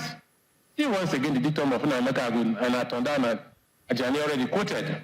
A statistician's report that is supposed to contain missing particulars in a petition, but which was only filed in the middle of hearing of the same petition, long after the time for exchange of pleadings had closed and even after petitioners had called as many as 16 witnesses in proof of their case, as happened in this case, cannot serve that purpose of audio alteram partem, let the other party also be heard too. In short, the tactics employed by the petitioners in this case as regards their pleadings, and the petitioners and the statisticians report referred in it, is to say the least most unfair and definitely negates the current practice regime that emphasizes front-loading of processes. Such dishonorable practice can only be likened to the unlawful boxing tactic of hitting one's opponent below the belt or from behind, which in the sport of boxing is penalized promptly with deduction of points. It cannot be different here. The said statistician's report, which is exhibits PAH1, PAH2, PAH3, and PAH4 in this proceeding must be and is hereby discountenanced. That conclusion should make the resolution of this issue of imprecision of the petition fairly easy. I shall nevertheless want to exercise caution and still consider the paragraphs of the petition attacked by first respondent, but it shall only be as they stand in the petition. In that regard, I am satisfied that paragraph 92 of the petition, where the petitioners allege wrongful calculation of polling unit results in various local governments of Sokoto State is lacking in particulars of the particular polling units affected and so are able to be struck out. Paragraphs 93 and 94 of the petition, where petitioners allege that first respondent officials failed to properly fill election forms in Kano State, I think sufficiently meets the requirements of paragraph 41D of the first schedule to the Electoral Act 2022. Paragraph 95 of the petition, where the petitioners allege that results in unspecified polling units of local government areas of Ogi State were, quote, manipulated through and by the inflation of the second respondent's votes and depletion of the petitioner's votes, end quote, is in my opinion bad for vagueness, not only as to the polling units where the alleged manipulation occurred, but also as to the actual lawful votes of petitioners and second respondents allegedly depleted and inflated respectively.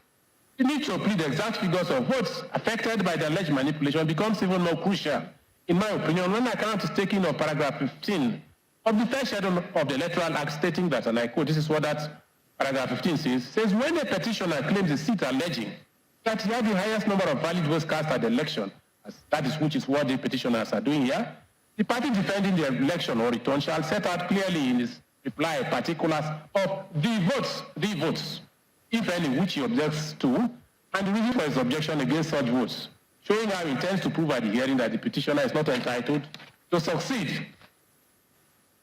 Second and third respondents can only properly exercise their right under this provision, requiring them to, quote, give particulars of the votes claimed by the petitioners that they object to and the reasons for the objection against such votes after petitioners have themselves set out clearly the lawful votes depleted by the manipulation alleged by them. Paragraph 97 of the petition, in my opinion, are matters of proof at the hearing, even more so as the petitioners have stated in those two paragraphs that the disruption of elections in Adavi and OK local government areas of Kogi State by agents of second and third respondents alleged hearing was captured in video recording which they petitioners would lead evidence in proof. Paragraph 98 of the petition where petitioners alleged that elections in 10 polling units were disrupted and there were no results from the said polling units, end quote, is bad for vagueness and specificity, insofar as it does not specify the affected 10 polling units. It is therefore also liable to be struck out. I am also of the opinion that paragraphs 99 and 100 of the petition also attacked by first respondent has to do more with proof, which is a matter for the substantive hearing, especially as the infractions complained of in them were again, according to petitioners, captured in a video recording which they promised to rely at the trial. Paragraph 101 of the petition, where the petitioner simply complained of failure of first respondents officials to properly fill election material, seems to me sufficient pleading. Paragraph 102 of the petition, where the petitioner simply alleged that infractions occurred in polling units unidentified in various local government areas of Kogi State, and what these failures enabled the results of the polling units in the third LGAs to be manipulated through and by the inflation of second respondents' votes, and the deletion of petitioner votes is bad and vague as to the particulars of the specific polling units and votes of petitioners and respondents affected by the said manipulation of inflation and deflation. It fails to meet both the requirements of clear pleading of facts of the petition and paragraph 15 of the first schedule of the Electoral Act aforesaid. In fact, the following dictum of the lead judgment of Tabai GSC in Belgora and Ahmed clearly says so, my Lord. We have already produced all these things in CA03, and we don't intend to read. In any case, you'll get it and you'll see it. Here also PDP versus INEC. For the same reasons, I am also of the opinion that paragraph 103 of the petition, where the petitioner simply averred generally that, quote, first respondent wrongly entered incorrect results for the petitioners in Borno State is bad insofar as the polling units in Borno State affected by the incorrect results are not stated. I am, however, of the view that paragraphs 104, 105, and 106 of the petition sufficiently plead necessary as to elicit appropriate response from respondents, even more so as paragraphs 104 merely alleged bypass by first respondent of use of beaver elections. In the presidential election in Benue State, while paragraphs 105 and 106 simply stated the petitioner's ground that second respondent was not elected by majority of lawful votes. In respect of paragraph 104 of the petition, first respondent complains that the petitioners there contended that the entire results of the presidential election were wrong, yet they did not plead the results they perceive to be correct, so it is also vague pleading. I am of the view that that complaint is better considered while considering the merits of the petition. That is even more so as it appears to us that paragraph 104 seems averred to by petitioners to meet the provisions of paragraph 4 sub 1, C of the first schedule of the Electoral Act that requires them to state in their petition, among other, the scores of the candidates in the election. To that extent, paragraph 104 cannot be faulted by application at this stage, let alone sought to be struck out in limine. Paragraph 105, 109, 110, 11, 12, and 113 of the petition merely pleaded facts as to whether second respondent, who by first respondents who showing did not poll up to 25 of the total votes of the Federal Capital Territory, was properly returned by first respondent having regards to the provisions of section 134 P of the 1999 Constitution of the Federal Republic of Nigeria and other relevant statutes. It is therefore in order. I am afraid paragraph 114 of the petition 115 and 116, and paragraph 4, where they said purported results from 6,418 polling units have and indicate zero accreditation, and paragraph 118, where they have that critically, paragraph 118 and 119 are all bad for lack of particulars of necessary facts. As for the statistician's report, again referenced by them for the said particulars, I hereby reconfirm my earlier finding and conclusion on it. Paragraph 120 of the petition is not challenged by first respondents, so I shall overlook it, at least for now. The petitioners in paragraph 121 of the petition allege that first respondents, presiding officers of polling units, failed to properly fill and countersign alterations in election forms, including forms EC, 8B, and blah, blah, blah, but they did not mention the polling units. What local government and state said infractions took place. They simply reference the same statistician's report. This paragraph is bad for imprecision and so also liable to be struck out. Paragraph 122 to 125 of the petition are not challenged by respondents, so I shall skip them. In paragraph 126 of the petitioners complained that all over Nigeria, there were manifest cases of overvoting. The total of the affected polling units in the various states are set out in the statistician's report, pleaded and relied upon by the petitioners. This pleading is also, This pleading is also bad for vagueness. My earlier position in the statistician's report referenced by the petitioners is also reaffirmed. Paragraph 127 and 128 of the petition are not challenged by first respondents, so they are also skipped. I do not share the view of first respondent that paragraphs 129, 130, that's INEC, that paragraphs 129, 130, 131, and 132 of the petition are bad for lack of imprecision. Petitioners in those paragraphs carefully pleaded the specific polling units and numbers of votes therein that they claim were affected by the cancellation of elections